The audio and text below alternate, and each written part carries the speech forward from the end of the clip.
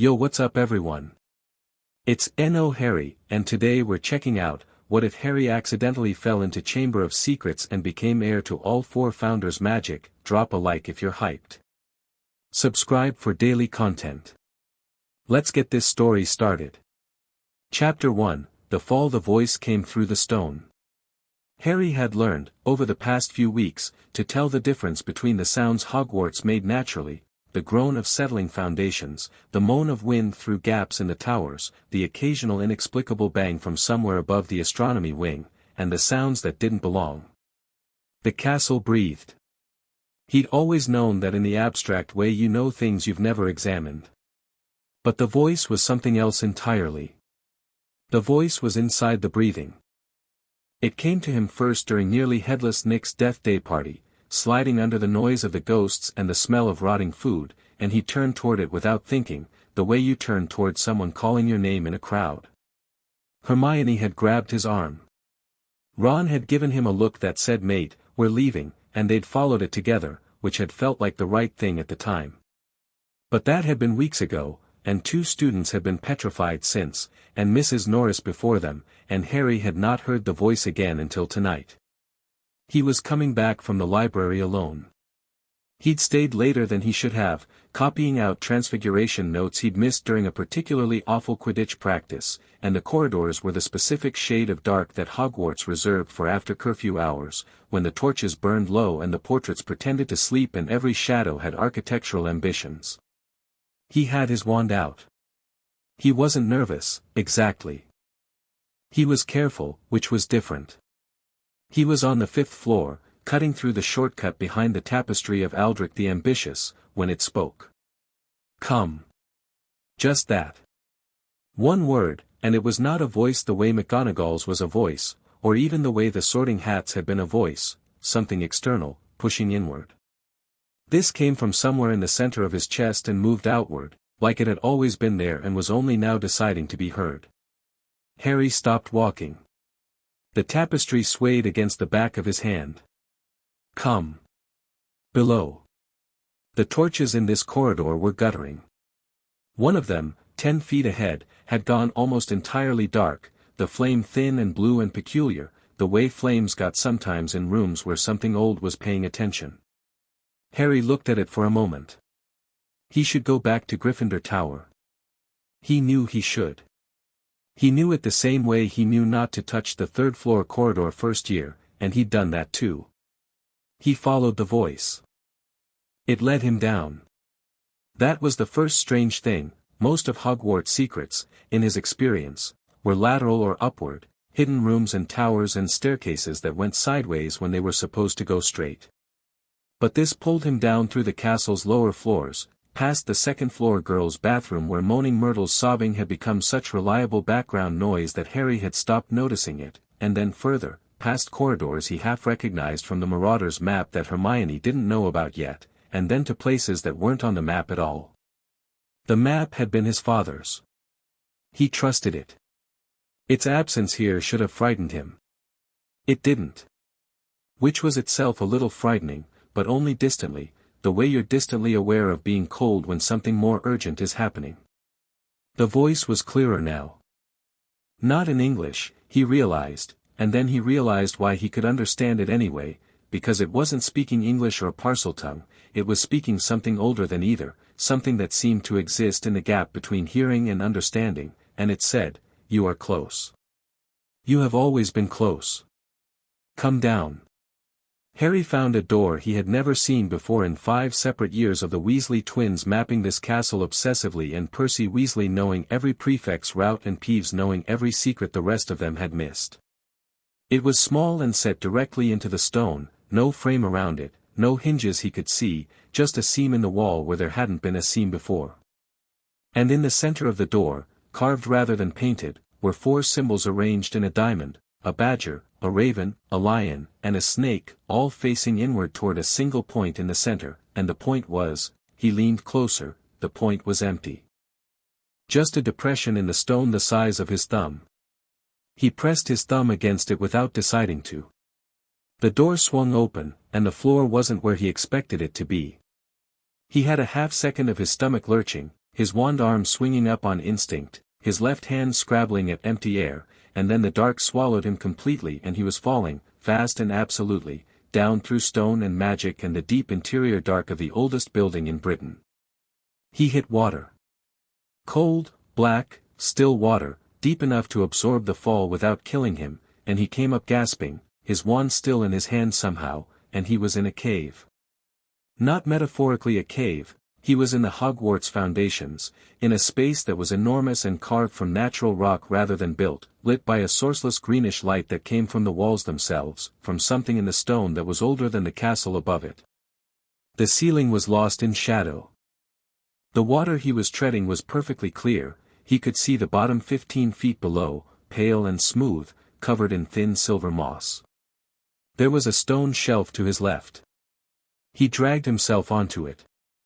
He was wet and his ribs ached and he was somewhere under Hogwarts that should not exist.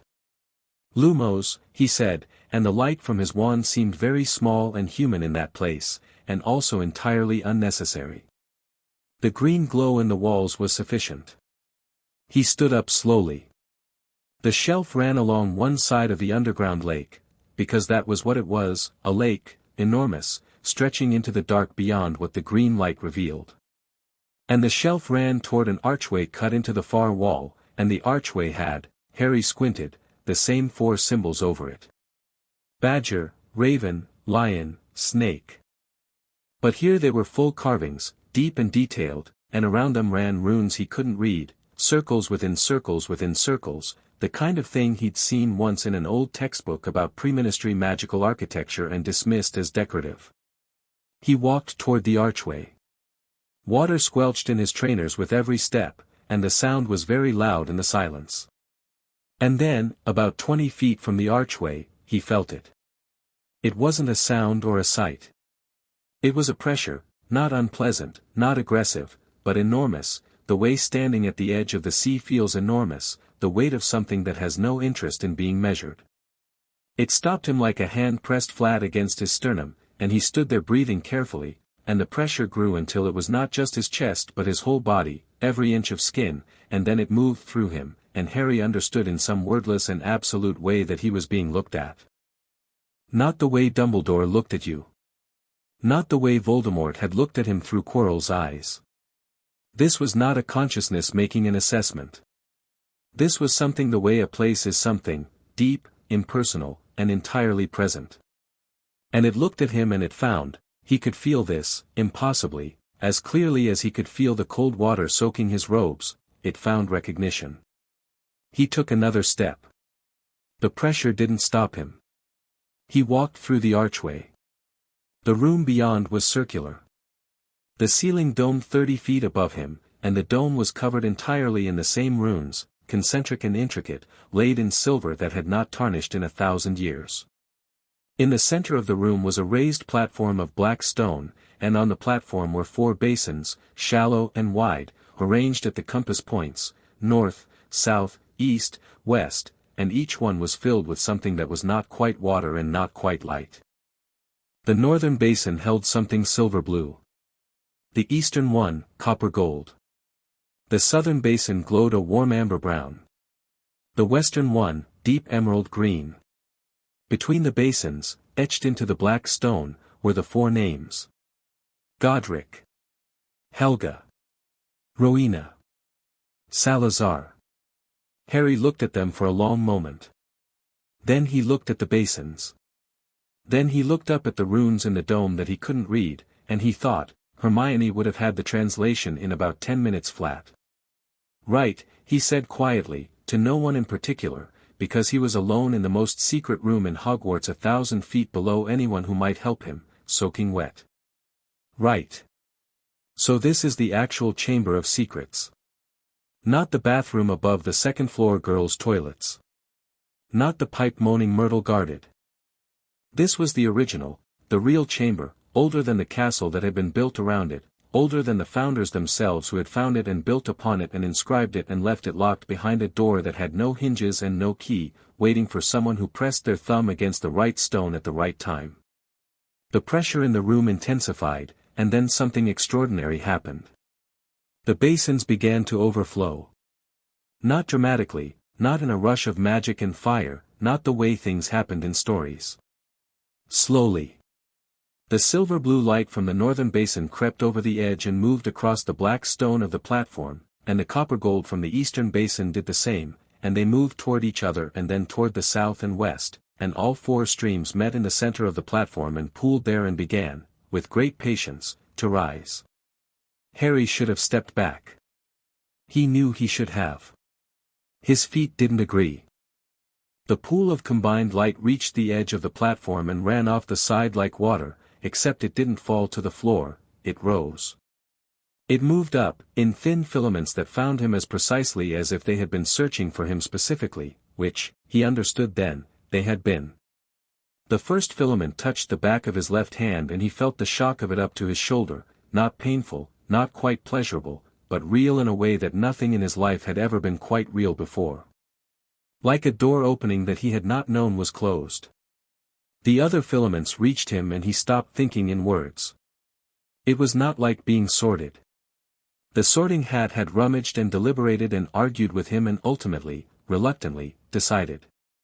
This was nothing like that. This was not a decision being made about him. This was a decision being made by something ancient and architectural and alive in the way stones are alive, in the way mountains are alive, slowly, densely, from so far down the source was incalculable. It ran through him like current through wire. It ran through him like water finding its level. It ran through him the way a name runs through someone when they first hear it and think, oh, that's what I'm called. He didn't pass out. He thought about it. He was aware of his knees wanting to give and he locked them and stayed upright because something in the magic itself seemed to expect that of him, seemed to pull him up rather than press him down, and he breathed through it and kept his wand in his hand and did not flinch. When it stopped, he was still standing. The basins were empty. The platform was dark again. The runes above him were no longer silver, they were gold, bright and warm in the greenlit space, and Harry looked at them and found, with the particular shock of the genuinely unexpected, that he could read them. He didn't know how. He hadn't known how 30 seconds ago. He read them anyway. What the four have built cannot be unmade. What the four have chosen cannot be refused. The stone knows its keeper. The magic knows its heir. Not by bloodline, not by house, not by cunning or courage alone, but by the sum of all four virtues equally carried, this heir is owed the full inheritance. To them, command of the castle. To them, the deep language of all living things. To them, the memory of our craft. To them, the wards we set and the power that set them. Guard it. Use it. Do not waste it on fear. Harry read it twice. Then he said, aloud, in the empty chamber 1,000 feet below a school he was definitely breaking the curfew rules of, that last bit was aimed at me specifically, wasn't it? The room offered no response, but the gold and the runes brightened marginally, which he decided to interpret as yes. He looked down at his hands. They looked the same. Same ink stain on his right index finger from the Transfiguration notes. Same scar on his left palm from a Quidditch mishap in September. He flexed them and felt, not different, exactly, but more present, the way you feel more present after a long sleep, like more of you is actually occupying the space you're in. He looked at the archway, and then at the underground lake beyond it, and then he thought about the ceiling somewhere up above him where the pipe would be, and he thought, getting back out is going to be a problem. He was about to turn back to the archway to examine the lake more carefully when the sound stopped him. He'd known there was something else in the chamber. He'd known it the way you know something is standing behind you, not from a sound or a sight, but from some animal instinct that runs older than either. He'd been telling himself since he landed in the water that the knowledge was residual, instinctive, something the fallen-through-the-floor brain produces to cope. He'd been wrong. The basilisk came from the far end of the lake. It did not come fast. It came the way something vast and ancient comes, with the absolute unhurried certainty of something that has never, in 1,000 years, needed to hurry. He could hear it in the water before he could see it, the enormous displacement, the slow and massive movement, and he had his eyes shut before he'd consciously decided to shut them. He stood on the stone shelf with his eyes closed and listened to the creature approach across the underground lake, and he thought, with the specific clarity of someone who is about to die, "Don't open your eyes. Whatever happens, don't open your eyes." But the magic the chamber had given him was not done yet. Something rose in his chest, not power, exactly, not the wand spell kind of power, but something deeper, something that ran in the same language as the voice that had called him down here, the language between languages that lived in the gap between hearing and understanding. He felt it move up through his throat and he opened his mouth, and what came out was not English and not Parseltongue as he'd spoken it before, not the hissed approximation of serpent speech that let him talk to snakes as though through a translator. This was the source language. The original thing. "Stop," he said. In the deep language. In the oldest form. The basilisk stopped. The water settled. The cave was silent except for Harry's breathing and the slow, enormous respiration of the creature 15 feet in front of him across the still, dark water. He stood with his eyes closed and his wand raised and his heart doing something very athletic in his chest, and he said, in the language that had come from the chamber itself, "You can hear me?" "Yes," said the basilisk. Its voice was nothing like a human voice. It was lower than the lowest thing Harry had words for, more resonant than sound, something he felt in the bones of his face and the base of his skull. But he understood it perfectly. "You speak the old way. The boy before you did not know the old way." "What boy?" "The dark boy. The lying boy.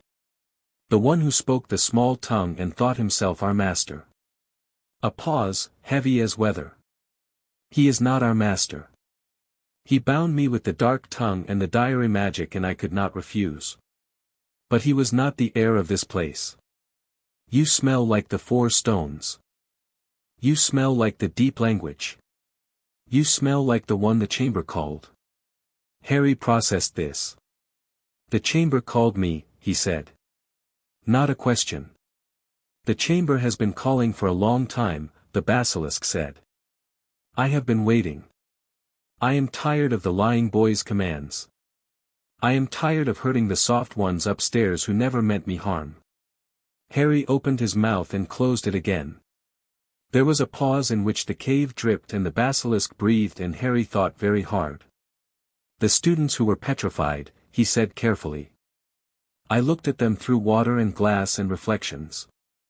The lying boy commanded me to kill. I did not kill. I disobeyed the small tongue because it was not the true command. The true command had not come." Another pause. "Until now. I'm not going to command you to hurt anyone." "I know," said the basilisk, with a calm that was somehow deeply settling. "That is why the chamber chose you." Harry stood there in the dark with his eyes shut and thought about Tom Riddle's diary, which he'd seen Ginny carrying for weeks, which he'd thought nothing of because Ginny was a quiet first year who was allowed to have a diary, which now sat in Ginny's dormitory doing God knows what to her, and felt something cold and deliberate form in his chest. Not anger. Anger was hot and imprecise. This was something more like resolution, the moment you stop being afraid of a problem and start solving it. "I need to get back up to the castle," he said. "And I need to come back. When I come back, I need to ask you something." "I will wait," said the basilisk. "I have waited 1,000 years. I can wait a little longer." "What's your name?" Harry asked, because it seemed important, because he didn't think of the creature as the basilisk in the way you thought of something as a category rather than an individual. A long silence. Then, "I have not been asked that in a very long time. I'm asking. In the old tongue, my name is Nesser. It means the one who sees all and the last mercy." The dark boy never asked. "Nesser," Harry said. He tried it out. The name sat in his mouth in the old language and felt like a key turning. "I'll come back, Nesser. I promise." "I know you will," said the basilisk, with the absolute certainty of something that had no concept of dishonesty. The chamber chose well. It was worth the wait. The water moved as the basilisk retreated, slowly, into the deep end of the underground lake. Harry stood there until the sound stopped and the water stilled, and then he turned around and walked back under the archway with his eyes open, and he found, with a practicality that surprised him, that the wall to his left had a passage in it that had not been there before. Carved steps, rising in a tight spiral, lit by the same sourceless green light. A staircase going up. He climbed it. It took 5 minutes, and by the 3rd minute his legs ached, and by the 5th he was breathing hard, and then the steps ended at a flat stone door that pushed open on the inside with the heel of his hand, and he stepped out into, he looked around, the second-floor girls' bathroom. Moaning Myrtle floated above a toilet cubicle, watching him with the expression she reserved for catastrophes, which was her default expression. "You fell through my floor," she said accusingly. "I fell through a door in the 5th-floor corridor," Harry said, wringing lake water out of the hem of his robe. "The floor in your bathroom was apparently the exit." "The floor in my bathroom is always doing that," Myrtle said darkly. "Drafty. Nobody ever appreciates how drafty it is in here. Nobody ever thinks about my comfort." "Myrtle," Harry said, looking at her with slightly more focus than he normally applied to Myrtle, "how long have you been haunting this bathroom?" Myrtle looked taken aback. Not offended, actually taken aback, like the question was more interesting than she'd expected from him. "Since 1943, she said. "Since that awful boy opened the sink and I died." "The boy who opened the sink, did he have dark hair? Good looking? Spoke to the sink like it was perfectly normal?" Myrtle's expression went through several phases in rapid succession. "How did you know about that?" "I've been learning things about him," Harry said. "Myrtle, was he a Slytherin?" "I think so. He had the badge. I only saw him for a moment. I was in here crying because Olive Hornby had said something awful about my glasses, and I heard him talking, and I came out to tell him this was the girls' bathroom, and he looked at me and I died." She managed to make this sound both tragic and somehow self-righteous. "Nobody ever asks me about that, by the way. They ask me how I died, but they never ask me what he looked like. I'm asking." "Tall," she said, warming to the subject. "Very handsome, actually, which made it worse. Dark eyes. A prefect badge, not just Slytherin, prefect. And he knew I was there, he looked right at me, and it didn't bother him at all, he just," she stopped. Her translucent face did something complicated. "I know," Harry said. "I'm sorry, Myrtle. That shouldn't have happened to you." She stared at him with the wide, slightly unfocused eyes of a ghost who was not accustomed to sympathy. Then she turned pink, pinkish, as pink as a ghost could go, and disappeared into her toilet with a resonant splash. Harry stood in the empty bathroom, dripping, wand in hand, smelling of underground lake water, and thought about Tom Riddle, who had been a prefect in 1943, and the diary in Ginny's dormitory, and the chamber beneath his feet, and the magic running through him that he could feel the way he could feel his own heartbeat, constant, present, his. Then he thought about what would happen in Transfiguration tomorrow if he fell asleep at his desk. He walked back to Gryffindor Tower and didn't meet a single professor or prefect or ghost on the way, which he was going to attribute to good luck right up until the moment he thought about it more carefully and realized the castle had cleared the corridors for him. The fat lady was not asleep. She gave him a look that managed to combine outrage with barely suppressed curiosity. "Do you have any idea what time it, Caput Draconis?" Harry said. The portrait swung open. He went inside. The common room was empty, the fire burned down to orange coals that threw long shadows across the tables and armchairs, and the chess set Ron had left abandoned mid-game. Harry sat in the chair closest to the fire and held his hands out to the warmth and stayed very still for a moment, cataloguing what was different about him, the way you might take stock after a fall. His vision was sharper. He hadn't noticed it until just now, in the bathroom. He'd read the slight variation in the tiles around the sink with an ease that he shouldn't have had without his glasses. He touched the frames. He was wearing them. He took them off.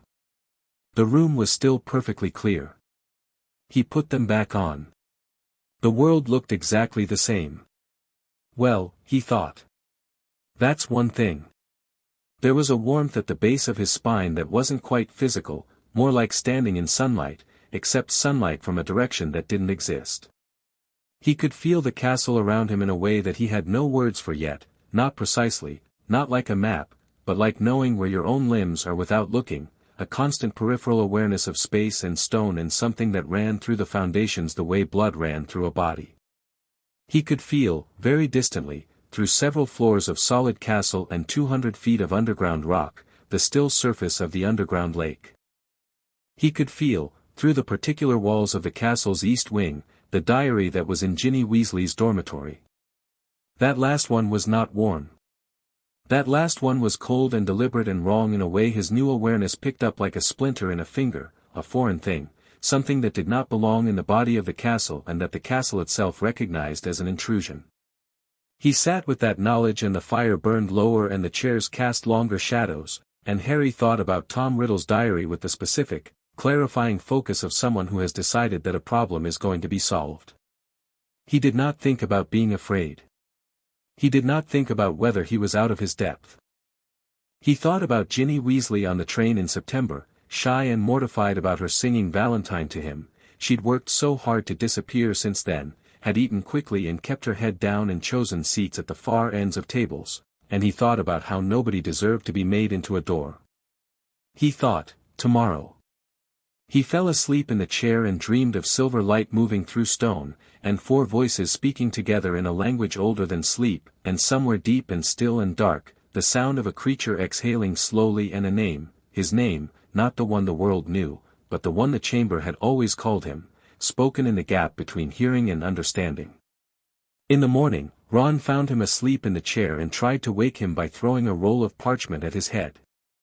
It stopped in the air 6 inches from Harry's face and hovered there. Ron stared at it. He stared at Harry.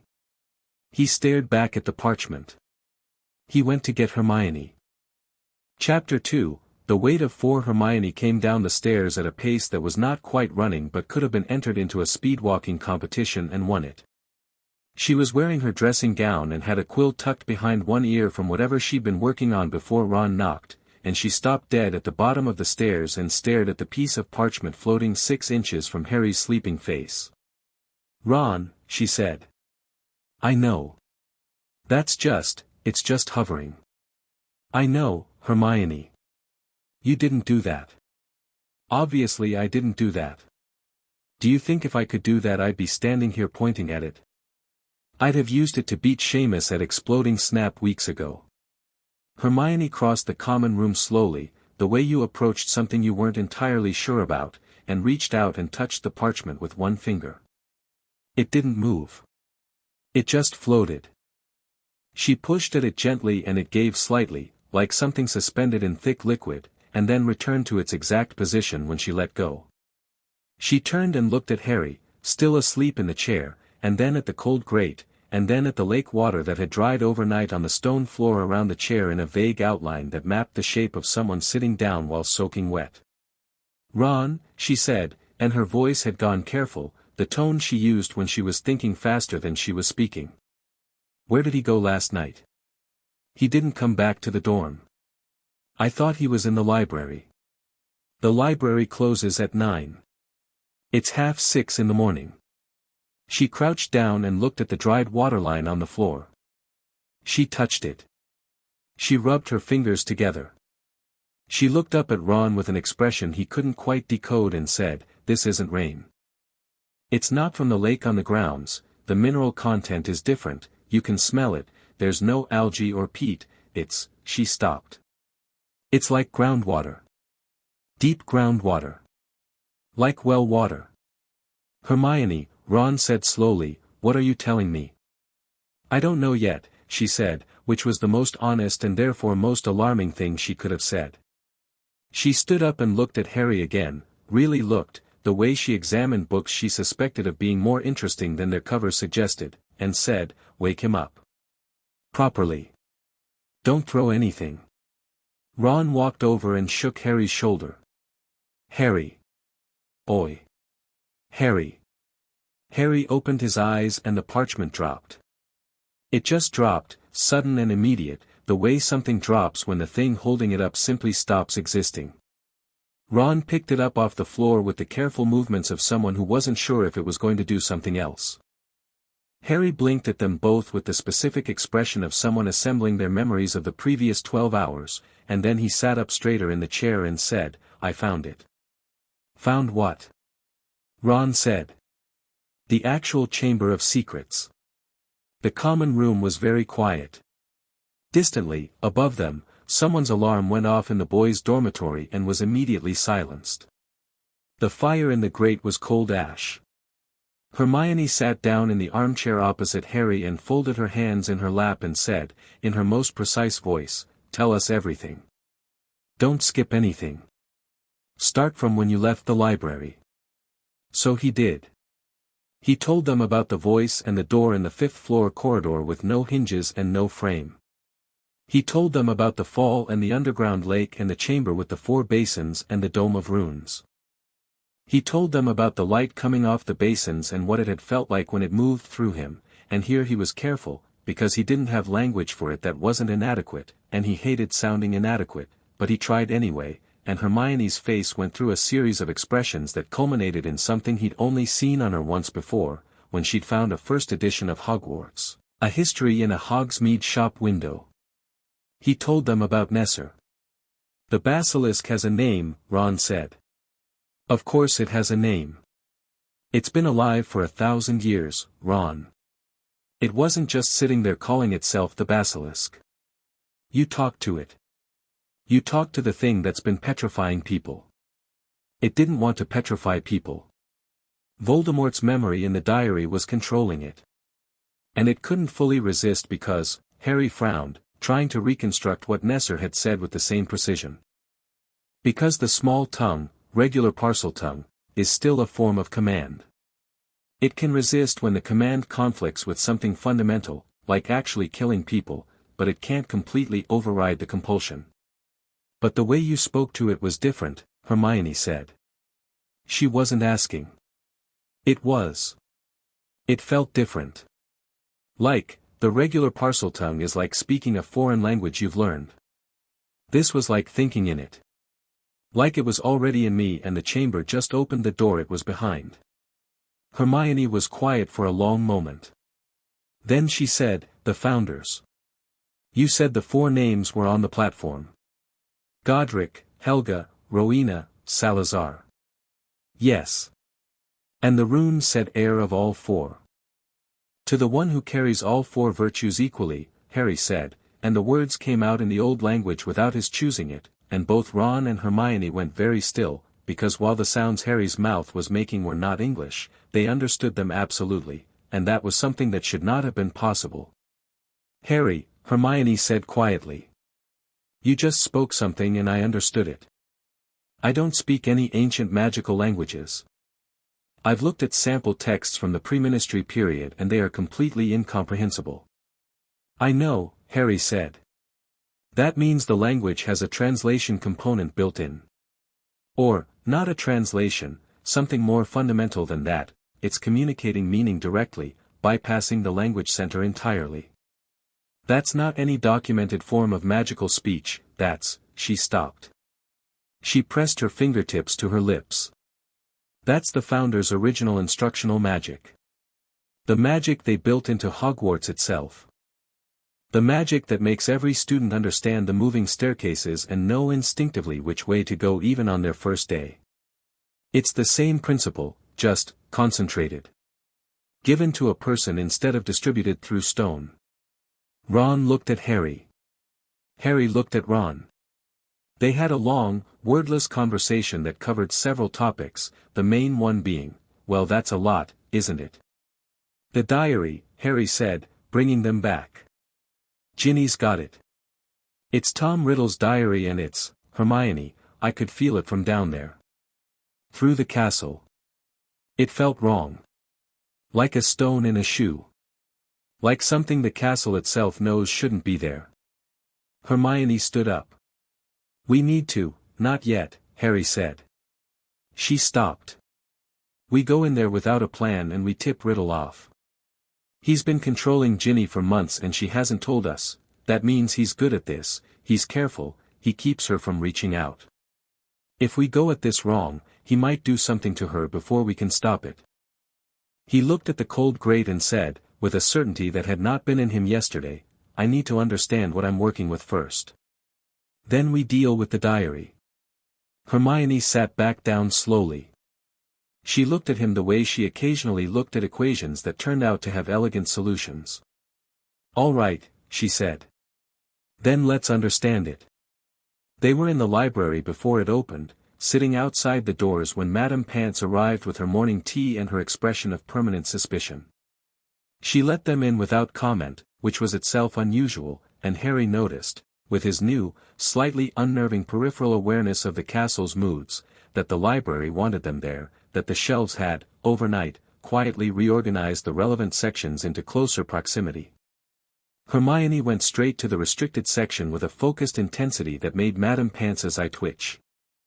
You need a teacher's note for Dumbledore, Hermione said, not looking up from the shelf, will want these read.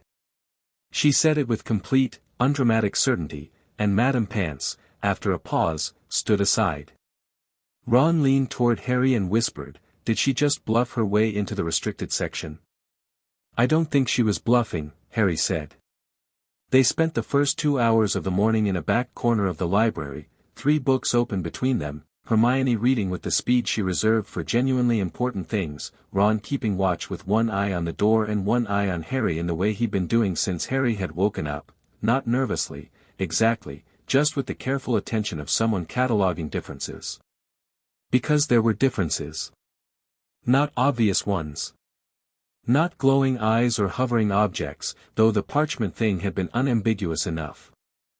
It was subtler than that, it was the way Harry flipped to exactly the right page in each book without scanning the index, the way he leaned over Hermione's shoulder and read a passage she was working through and said quietly, that's not quite right, the translation loses something, the original word doesn't mean inheritance, it means acknowledgement, there's a distinction. And Hermione stared at him because the book he was correcting was written in a pre-Merlin runic script that had only been partially decoded and that no living person was supposed to be able to read fluently.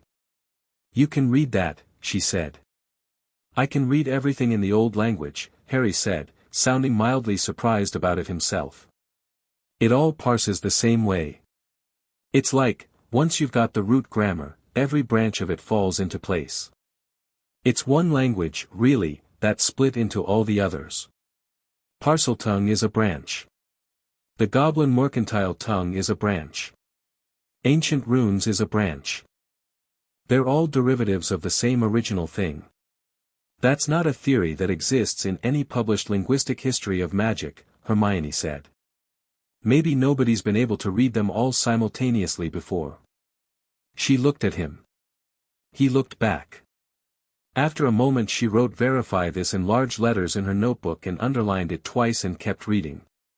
Ron, who had been quiet for 20 minutes, said, can I ask something?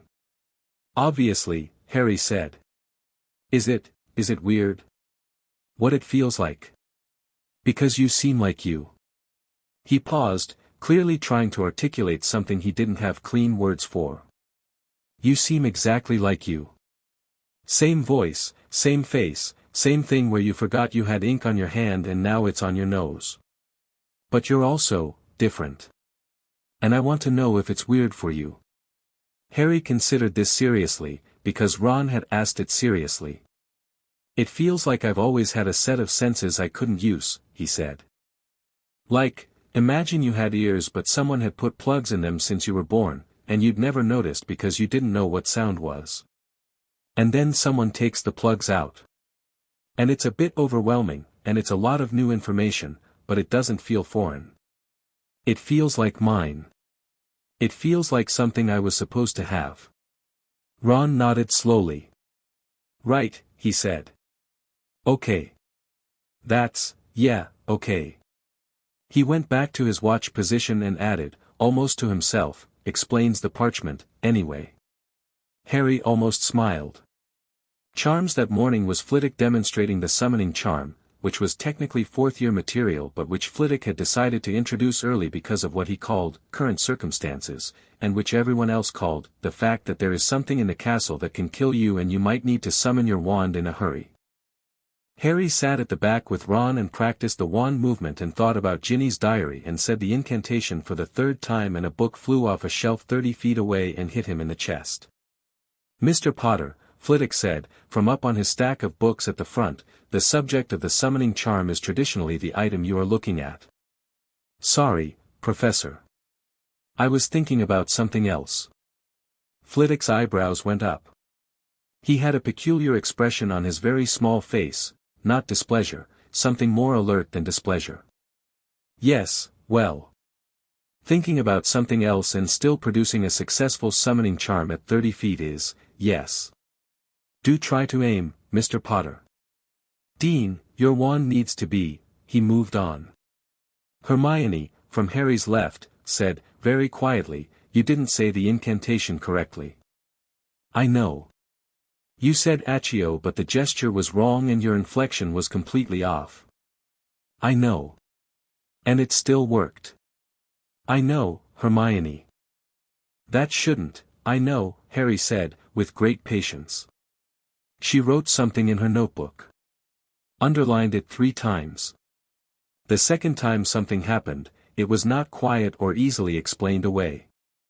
They were in Transfiguration, and McGonagall was demonstrating vanishing spells on small animals, and halfway through the lesson the castle gave Harry a sensation like a very cold hand pressing flat against his sternum, and he stood up from his desk without fully deciding to, and McGonagall stopped mid-demonstration and said, "Mr. Potter, something's wrong," Harry said. McGonagall's eyes narrowed. "Sit down, Mr. Professor, something is wrong in the castle." "On the second floor."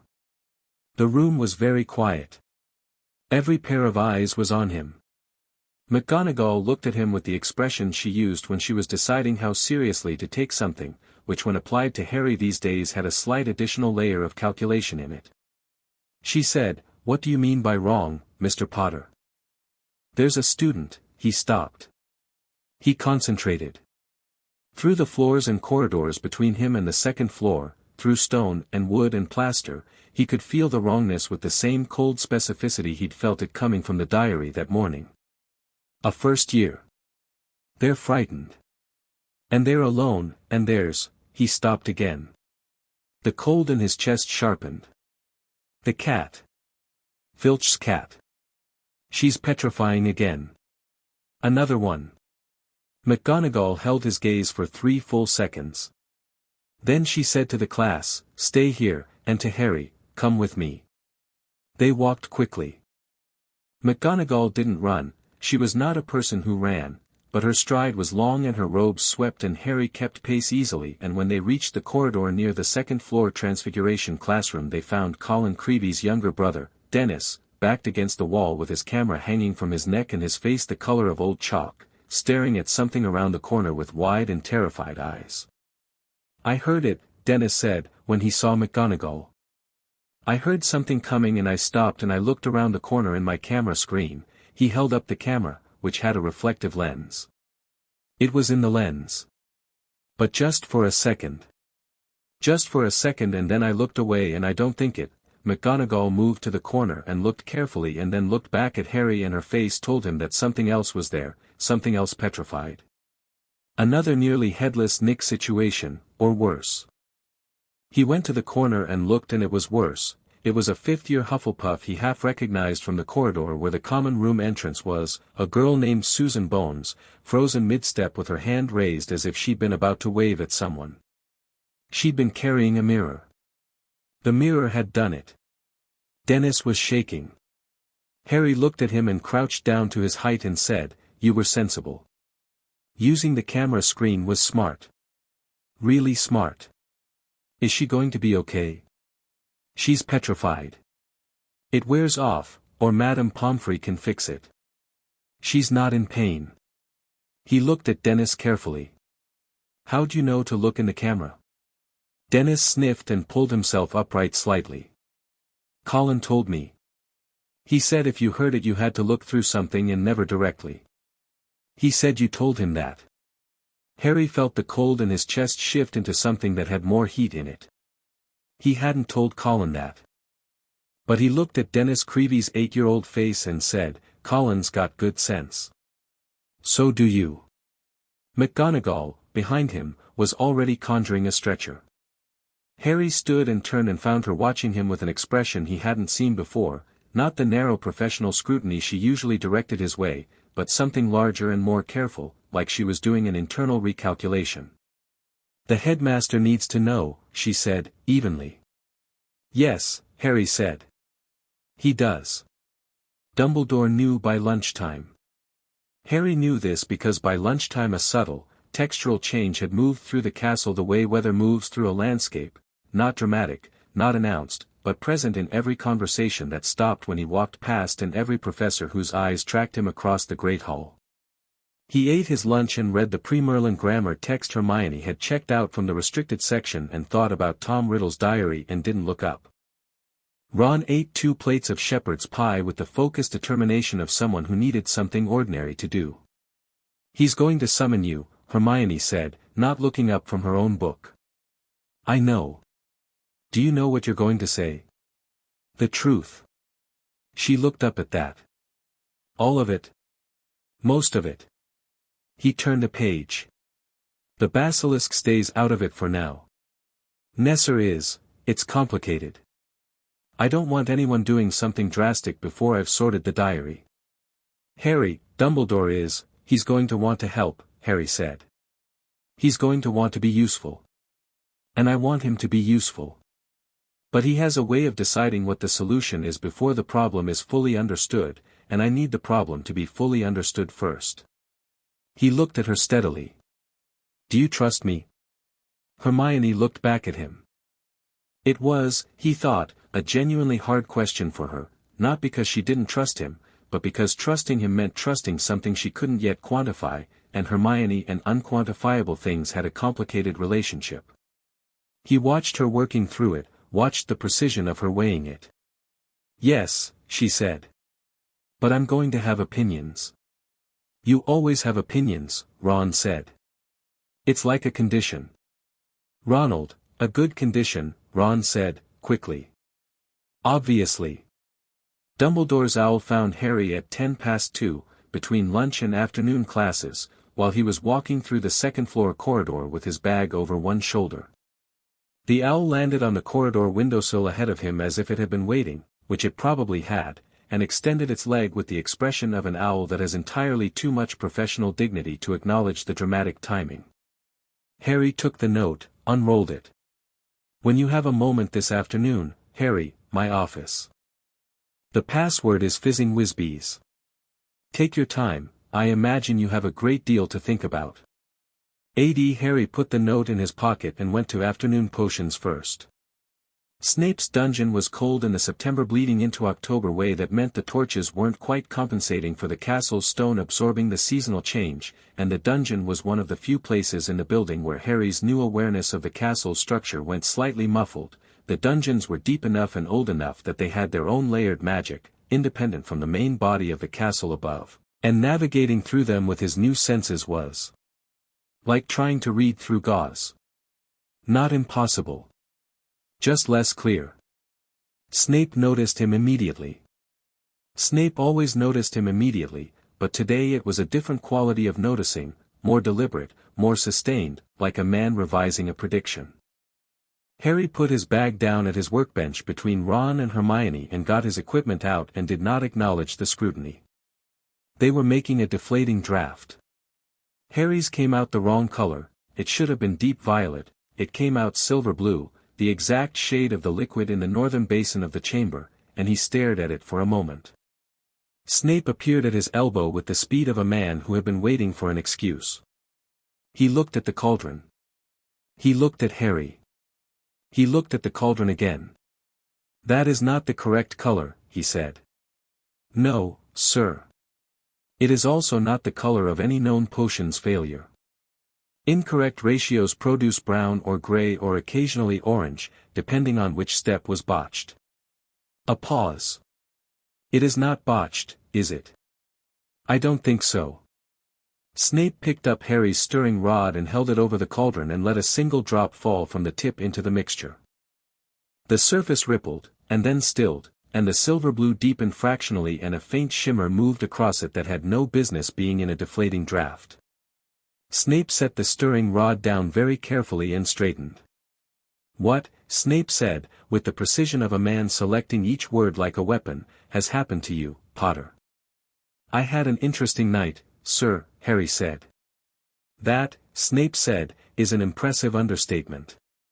He stood there for a moment longer and then said, in a slightly different register, quieter and without any of the performance he usually directed Harry's way, "the headmaster's office. Today." "I've got the note already," Harry said. Snape looked at him for a moment more with an expression that was genuinely, entirely unreadable, and then moved away up the aisle to terrorize someone else, and didn't come back. Harry bottled his silver blue deflating draft and labeled it and handed it in with everyone else's, and Snape accepted it without comment, which was the most alarming thing Snape had done all day. He went to Dumbledore's office at 4. The gargoyle leapt aside at the password without being told. The revolving staircase moved faster than usual, which Harry attributed to the castle and not to any mechanical enthusiasm. Dumbledore's door was open. The headmaster was standing by the window with his back to the door, looking out over the grounds with his hands clasped behind him, and he said, "Come in, Harry," before Harry knocked, which was less impressive than it might have been given that Dumbledore always did that, and Harry had long suspected it was a calculated performance. "Headmaster. Do sit down." "Lemon drop?" "No, thank you." He sat in the chair across from the desk, which was covered in its usual organized chaos of instruments and papers and magical objects that spun and clicked and occasionally whistled to themselves. Dumbledore turned from the window and sat down and looked at Harry across the desk, and his blue eyes behind the half-moon glasses were doing the thing Harry had always found both comforting and slightly unnerving, looking at you with the full weight of genuine attention, the way very few people ever did. "Tell me," Dumbledore said, "about last night. How much do you know already?" Harry asked. A slight smile. "A great deal of what the castle tells me, and very little of what the castle doesn't. Hogwarts has been animated this morning. Purposeful, in a way I have not felt since my own early years here. And the source of that purposefulness is sitting in the chair across from me." He folded his hands. "I confess, Harry, that this was not entirely unforeseen. But the specifics, the timing, the manner, those surprise me." "Not entirely unforeseen," Harry repeated. "You knew about the chamber. The real one." "I knew it existed. I believed it to be inaccessible." A pause. "I was apparently incorrect about the second part. The door opened for me. I pressed my thumb against the lock and it opened. Because you are, in the estimation of the oldest magic woven into this castle, the only student in 1,000 years to carry all 4 founders' core traits in sufficient measure and balance." Dumbledore said it without drama, the way he delivered large things, as if the size of them was their own drama and it needed no embellishment.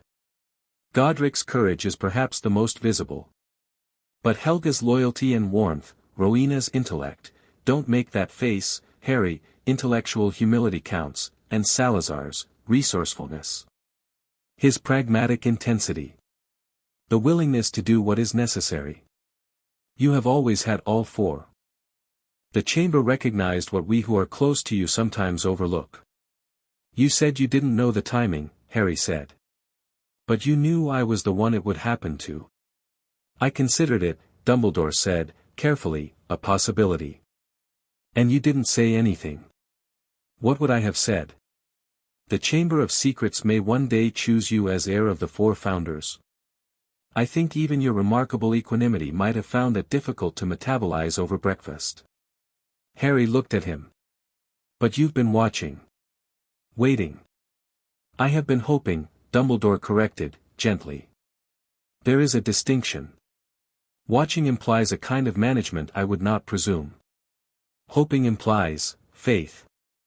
I had faith, Harry. In you specifically." He paused. "I have a great deal of it. The instruments on the desk spun and clicked. A small golden device Harry had never examined closely spat a tiny puff of smoke shaped like a bird and then folded it back in. Tom Riddle's diary, Harry said. It's in the castle. Ginny Weasley has it. It's controlling her, it's been controlling her since September. She's the one who opened the chamber upstairs. The bathroom with the sink. The one with the snake, the upper passage. Dumbledore was very still. I can feel it, Harry continued. Through the castle. It feels wrong. Foreign. Like something dead wearing a living thing's face. He met Dumbledore's eyes. It's a piece of him, isn't it? A piece of Voldemort. Dumbledore exhaled. It was a very small sound, but it carried the weight of a man revising several things simultaneously. Yes, he said. It is a piece of Tom Riddle, of the 16-year-old boy he was, preserved in the diary when he wrote it, imbued with a portion of his actual self. It is, in essence, an echo of him with a great deal of his original power. It should not exist. The fact that it was introduced into this school is, he stopped. His voice, for just a moment, was not composed. I am more grateful than I can easily express that you are telling me this now, Harry. I'm going to deal with it, Harry said. But I'm doing it my way. I need a few more days. Dumbledore looked at him for a long moment. Ginny, he said carefully, is not safe with, I know. I'll know if she gets worse, I can feel the diary, I can track it. The moment it escalates I'll move immediately. But I need to understand what I'm working with first, and I need Riddle's memory not to know I'm coming. If he feels me reaching toward the diary before I'm ready, he might do something drastic. He might, Dumbledore agreed. Can you trust me? Harry said. It was the same question he'd asked Hermione, except it was larger here, because Dumbledore had more power to interfere, and Harry needed him not to. Dumbledore looked at him for a long moment over the half-moon glasses. And then he said something Harry hadn't expected, more to the point, Harry, can you trust me? I have kept things from you. I will likely keep things from you again, because I am old and overcautious and prone to thinking I know best. I am trying to do better. But you should know my flaws before you place any confidence in me. Harry blinked. Then he said, you're doing that thing where you tell people the honest thing about yourself before they can find it out on their own. Am I? It's a bit manipulative, actually. Dumbledore's eyes were warm. It is. Yes. I am working on that too. He leaned back in his chair and said, very well, Harry. 3 days. If there is no resolution in 3 days, we act together. Is that acceptable? Yes, Harry said. Good. Dumbledore picked up a lemon drop from the dish on his desk and turned it over in his fingers. One more thing. The basilisk, Harry's expression didn't change. I am not going to ask you what happened below, Dumbledore said. I suspect I wouldn't like all of the answers, and I suspect you've arrived at a better solution than I would have proposed. The basilisk has been in the chamber for 1,000 years. I don't imagine it's going anywhere without your permission now.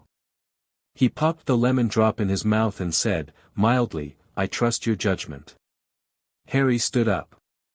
He looked at the headmaster and felt something complicated and not entirely comfortable. This was Dumbledore at his best, generous and warm and genuinely deferential in a way he wasn't always, and it was good, and it was also, somewhere underneath, a kind of maneuvering that Harry could see now with a clarity he hadn't had before.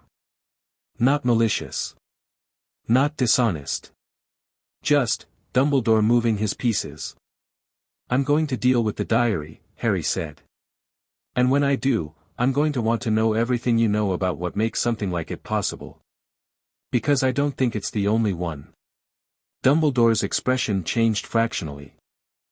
Something moved through it that was not composure, something sharper, more present, more alarmed than Dumbledore usually allowed himself to appear. No, he said quietly. I don't think it is either.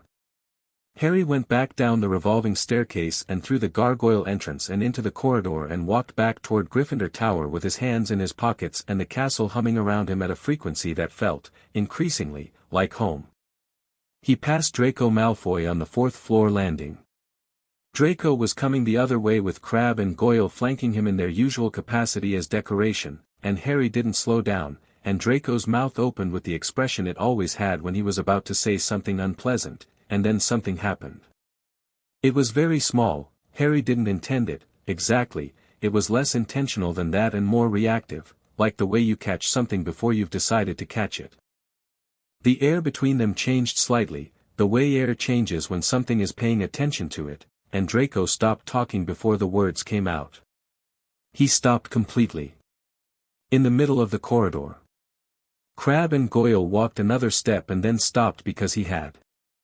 Draco Malfoy looked at Harry Potter, and Harry Potter looked back, and what Draco saw in that look did something to his face. The sneer, the reflexive, automatic sneer that had been as much a part of his face as the pointed nose for 2 years, didn't arrive. Instead something more honest showed up, unintended and quickly suppressed. Something that looked, at the root of it, like a person recalibrating their understanding of the situation they were in. Harry kept walking. What was that? Ron said, from directly behind Harry, where he and Hermione had apparently been trailing him since the staircase. Don't know, Harry said. He didn't say anything. Malfoy walked past you and didn't say anything. That's not, he always says something.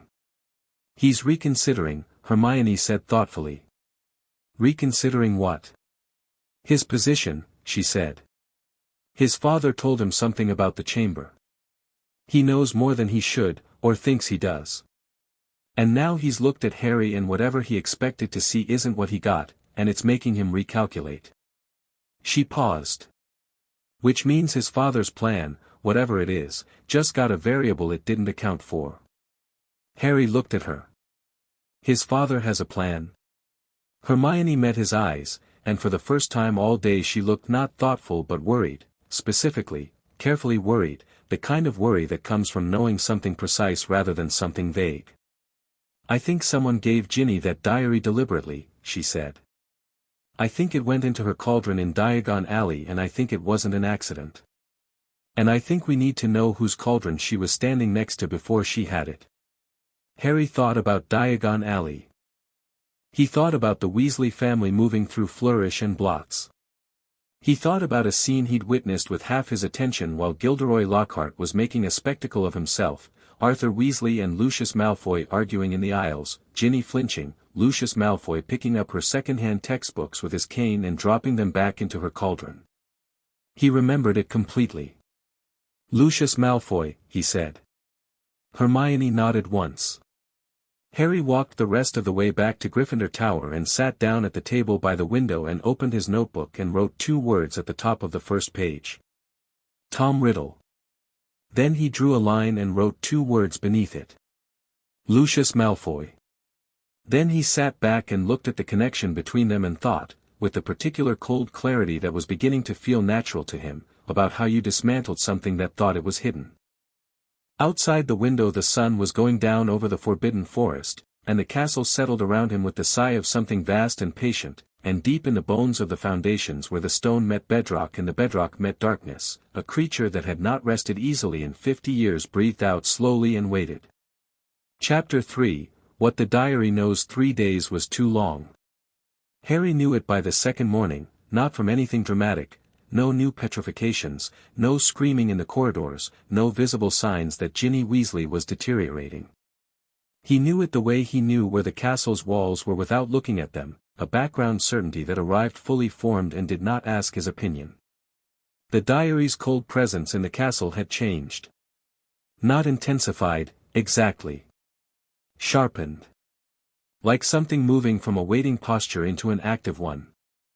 He felt it during breakfast, the wrongness of it gaining a new quality, more deliberate, more directed, and when he looked down the Gryffindor table to where Ginny sat among her dormitory friends, she was there but not there, eating mechanically, her eyes fixed on something about 6 inches in front of her face that didn't exist in the physical world. Nobody else noticed. Her dormitory friends were talking over her, around her. Fred and George were 3 seats away doing something to Percy's toast.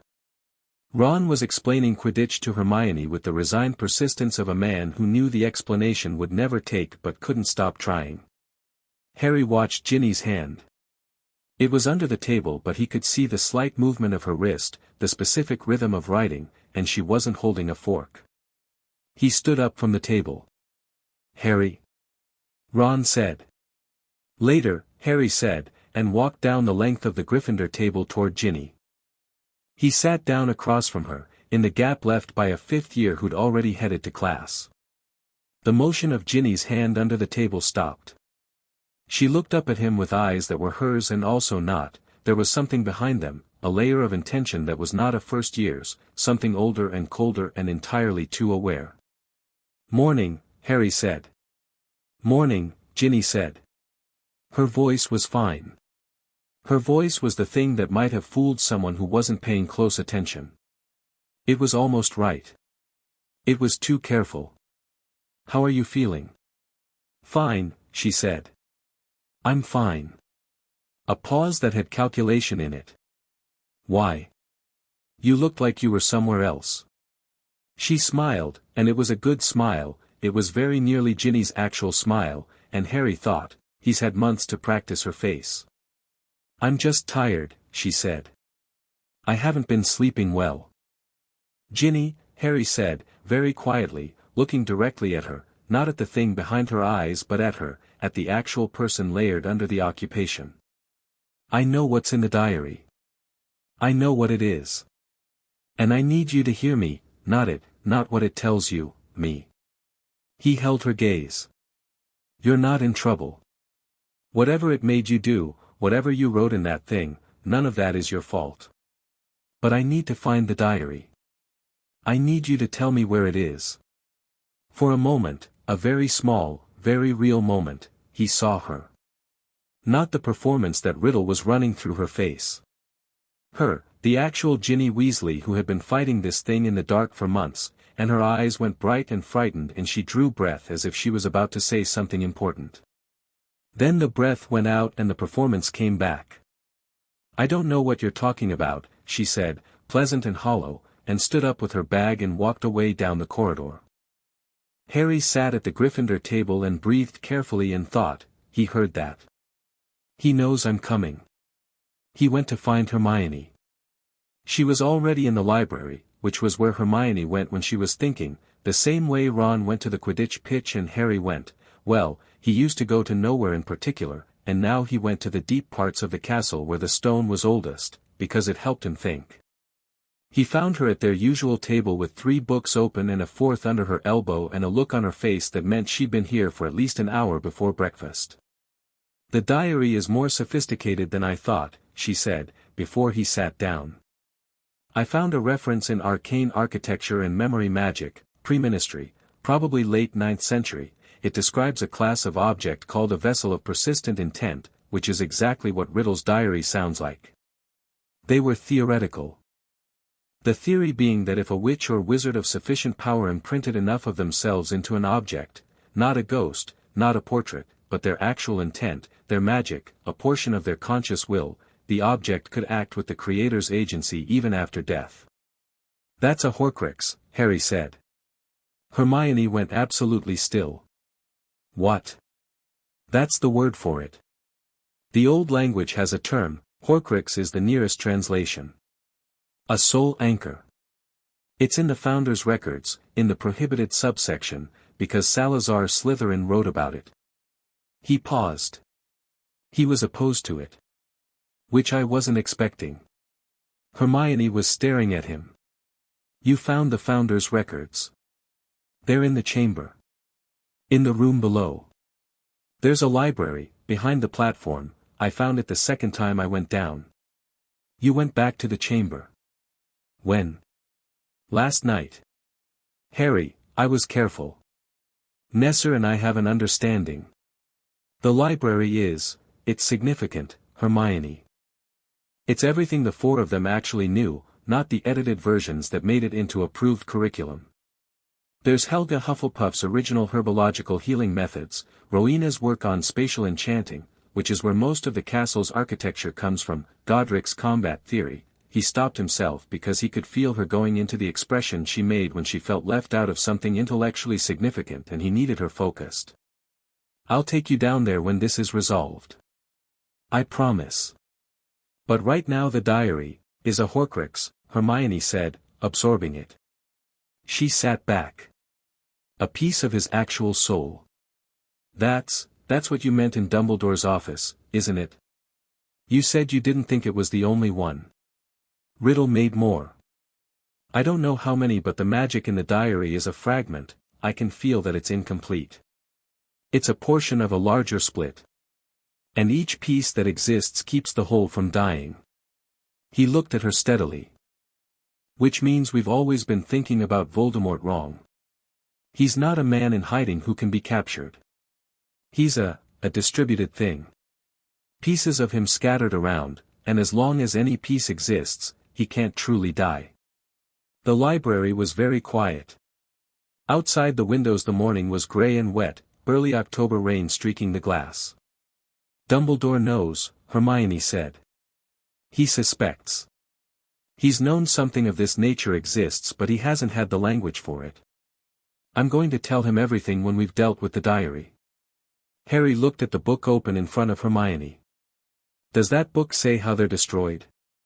She looked at him steadily. Irreparable damage to the object.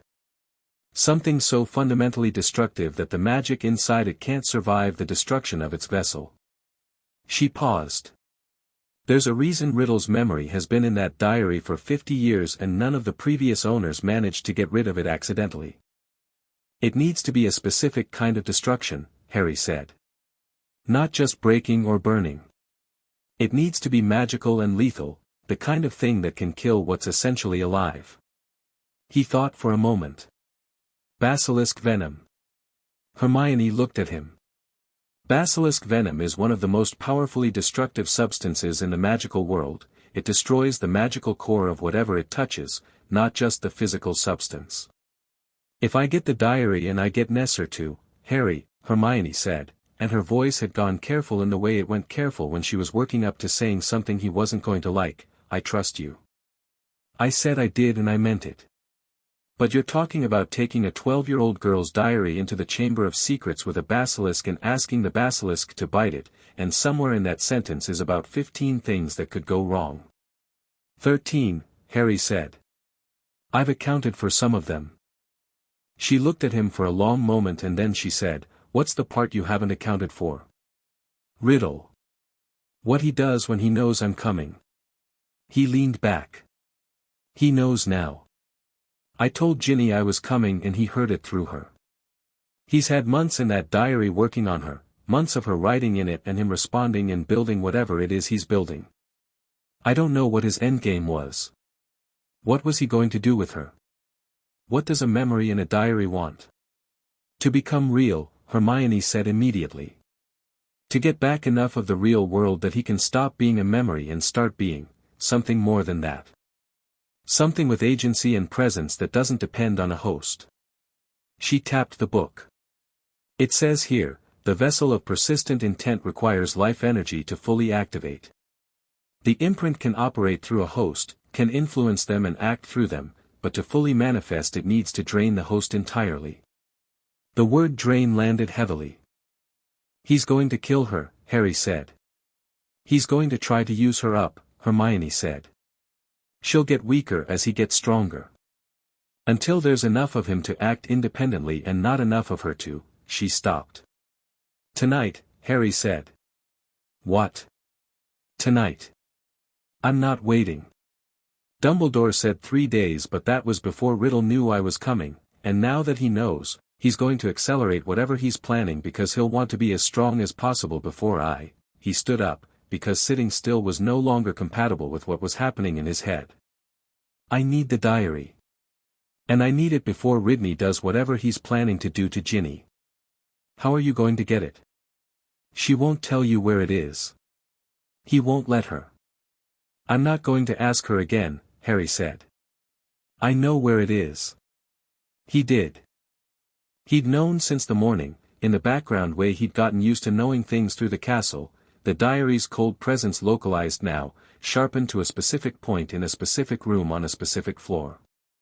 Second-year girls' dormitory, Gryffindor Tower. Desk, third drawer, under the spare parchment. He could feel it the way he could feel a thorn through a glove. You can feel its location, Hermione said, reading his face. Precisely.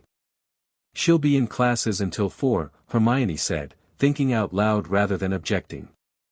If we could get into the dormitory while I'm not going to sneak into her room while she's in class, Harry said. That's not, he shook his head. That's Riddle's way. Sneaking. Taking things from people without them knowing. I want Ginny to know what I'm doing and why. I want her to give it to me. She can't. He won't let her. He won't let her consciously choose it, Harry said. But he can only control what she consciously does. He can't stop what she feels. He thought about it for the rest of the morning. He sat through History of Magic with the back of his mind working on the problem while Binns droned about goblin rebellions, and he sat through Defense Against the Dark Arts with Lockhart demonstrating Jinx counter-jinxes with a self-satisfied inaccuracy that would have been funny under other circumstances, and by the time afternoon classes finished he had something that was not quite a plan but was at least a direction. He found Ginny coming out of herbology. She was with 2 of her dormitory friends, and she saw him waiting by the greenhouse entrance and her face did the thing it did now, the layered performance, and her friends peeled away with the particular discretion of people who thought they were leaving to give someone privacy for a romantic reason, which under other circumstances would have been mortifying.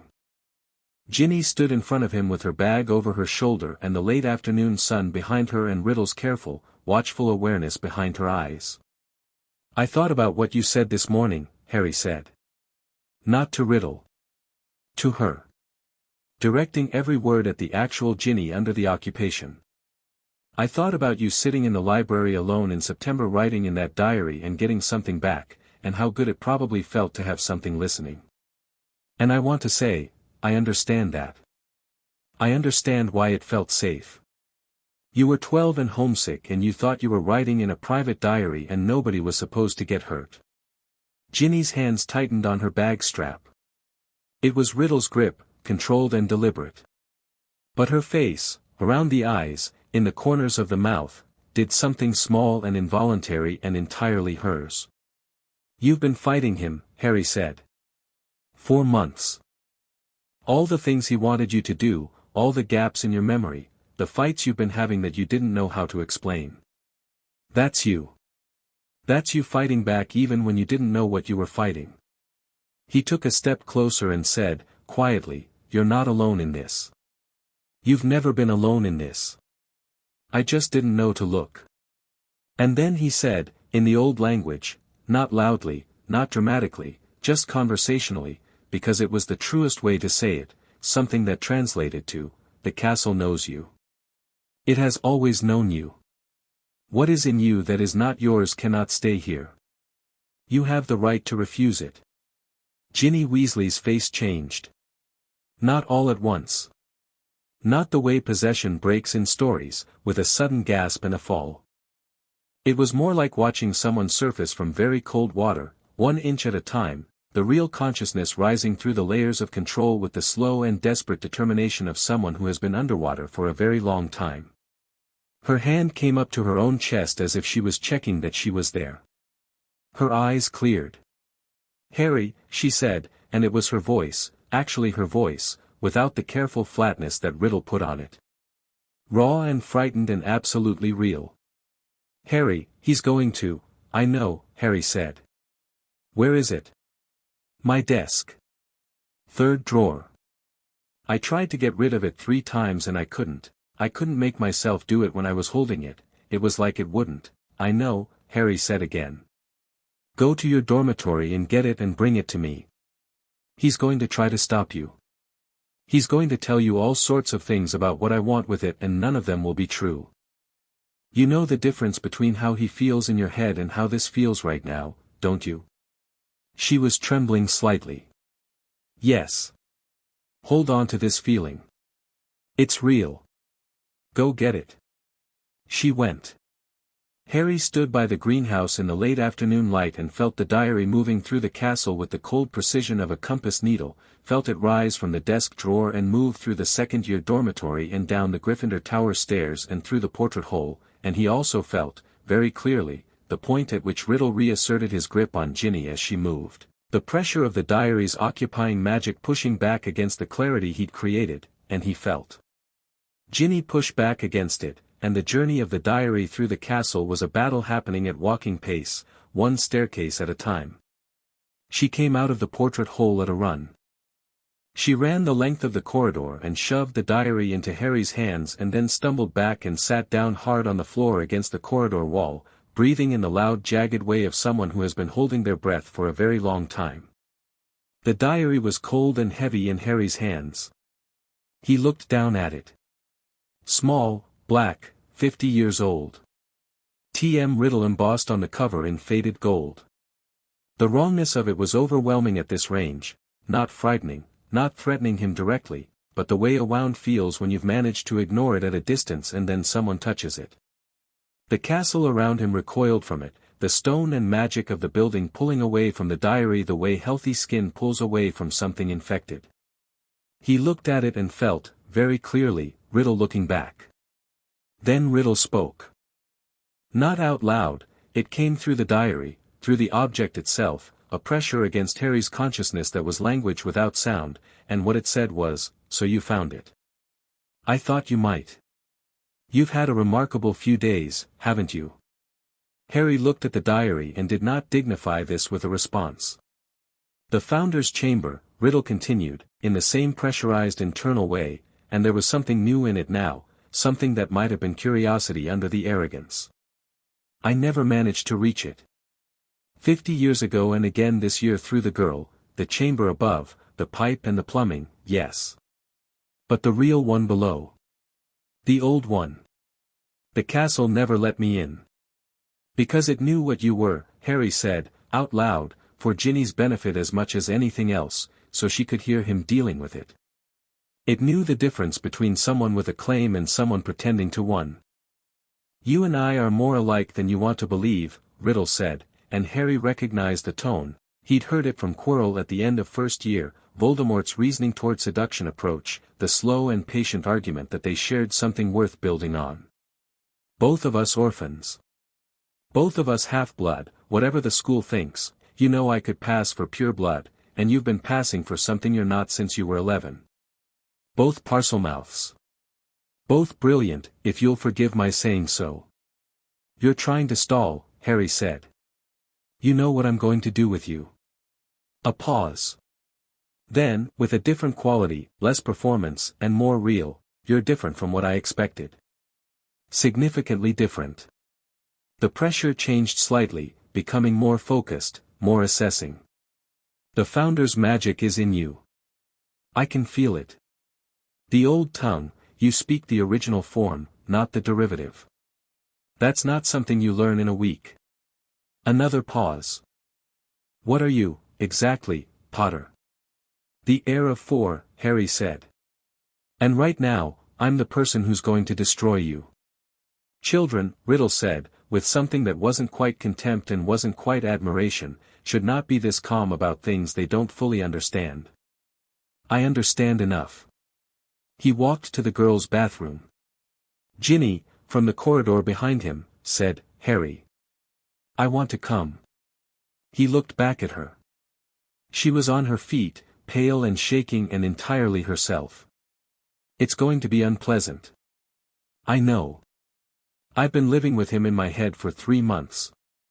Her jaw was set with the Weasley stubbornness that was genetic and absolute. I want to see it end. He nodded. Moaning Myrtle was in her usual cubicle. She came out when they entered with the look of a ghost who had opinions about people using her bathroom for things other than their designated purpose, and then she saw the diary in Harry's hands and went very still. That's his, she said. Not accusatorially, more like recognition, shaded with something old and specific. Yes, Harry said. He's the one who killed me, isn't he? Still not quite a question. Not who I thought it was, not the basilisk directly, not the monster itself. He's the one who opened it. Who set it on me? Yes, Harry said. Myrtle looked at the diary with the complicated expression of a ghost who had spent 50 years being unhappy in a specific way and had just had the nature of that unhappiness clarified. Good, she said precisely. I hope it hurts. She went back into her cubicle, and the toilet flushed once, definitively, which Harry chose to interpret as support. He crossed to the sink, the one with the small snake scratched into the brass of the tap, and looked at it, and said in the deep language, "Open." The sink moved. The pipes rearranged. The floor opened. But not into the dark drop of the original passage. Harry felt the castle reshape the connection, the deep magic he now carried pulling the route toward the real chamber below rather than the constructed one above. The floor opened into the spiral steps, stone and lit with green, going down. Ginny looked at the stairs and then at Harry. He went first. The descent was quieter than before. The underground lake was still and dark and vast, and the green light from the walls made Ginny's face look otherworldly and pale. She stayed close and didn't speak, and Harry could feel her watching everything with the particular intensity of someone cataloging reality against months of distorted experience. He felt Nesser at the far end of the lake, awake and waiting. He walked to the archway. He stood in front of it with the diary in his hands, and he said, in the old language, without raising his voice, "Nesser. I need you." The water moved. Ginny made a small involuntary sound when the basilisk surfaced at the far end of the lake, not a scream, she was more composed than that, but the sound of someone encountering something that was enormous and real in a way that no prior description had prepared them for. The creature moved toward them across the dark water with its vast unhurried motion, and Harry stood at the edge of the stone shelf and did not step back. "Eyes down," he said to Ginny. "Don't look directly at it. Use the reflection in the water if you want to see." "Okay," she said, very quietly. Nesser came to the edge of the stone shelf and stopped, and lifted its head, slowly, carefully, with the consideration of something that understood the stakes, and in the old language said, "The small diary. I can smell the dark magic in it." "The lying boy." "Yes," Harry said. "The lying boy is inside it. Trapped in memory. He's been in the castle for months, using a girl as a door." He looked at the diary in his hands. "I need your venom." "Not much, 1 drop would be enough." "Can you do that?" "Precisely, without, I have been alive for 1,000 years, Nesser said, with the mild dignity of something that found the question slightly underestimating. "I know how to be precise." Harry set the diary on the stone shelf. He opened it to the middle. The pages were blank, they always looked blank, the magic invisible, but through his hands on the cover he could feel Riddle's presence in it like a coal, hot and dark and furious now that it understood what was happening. "Don't," Riddle said, through the pressure language. The performance was gone now, entirely. This was something real, not fear. Riddle didn't do fear cleanly, it came out as the thing fear becomes in people who can't tolerate feeling it. It came out as intensity, as focused desperation. "You don't know what you're doing. You don't know what you're destroying. There's information in me that you need, about the other Horcruxes," Harry said. "Yes. I know." A pause. "Then you understand why you should. I understand that you're the last person I'd trust to tell me the truth about them," Harry said. "And I understand that Dumbledore and I can work it out without you." He nodded to Nesser. The basilisk lowered its great head with enormous careful precision, and a single fong touched the open page of the diary, and a single drop of venom, black silver, impossibly dense looking, a drop that seemed to weigh more than a drop had any right to weigh, fell onto the parchment. What happened next was not quiet. The diary screamed. It was not a sound exactly, it came out of the object like a pressure wave rather than a noise, and it hit Harry in the chest and pushed him back a half step, and Ginny made a sharp sound behind him. The pages of the diary thrashed, physically, buckling and flattening, and from the page where the venom had touched a dark stain spread outward in every direction, the magic in the object dying the way a fire dies, not all at once but in cascades, one section at a time, the complex web of riddles intent unraveling. And then, this was the part Harry had not expected, the part he prepared for intellectually but not physically. Tom Riddle came out. Not fully. Not materially. A shadow of him, a projection of memory and will in the last seconds of the diary's life, standing on the stone shelf above the underground lake with the false solidity of something that wanted desperately to be real. He was tall, dark-haired, devastatingly handsome in the way Myrtle had described, wearing the old Hogwarts uniform from 50 years ago, and his face in those final seconds was doing something that went beyond anger. It was the face of someone encountering the first thing they couldn't bend or manipulate or override, and not knowing what to do with it. He looked at Harry. Harry looked back. "You'll never find the others," Riddle said.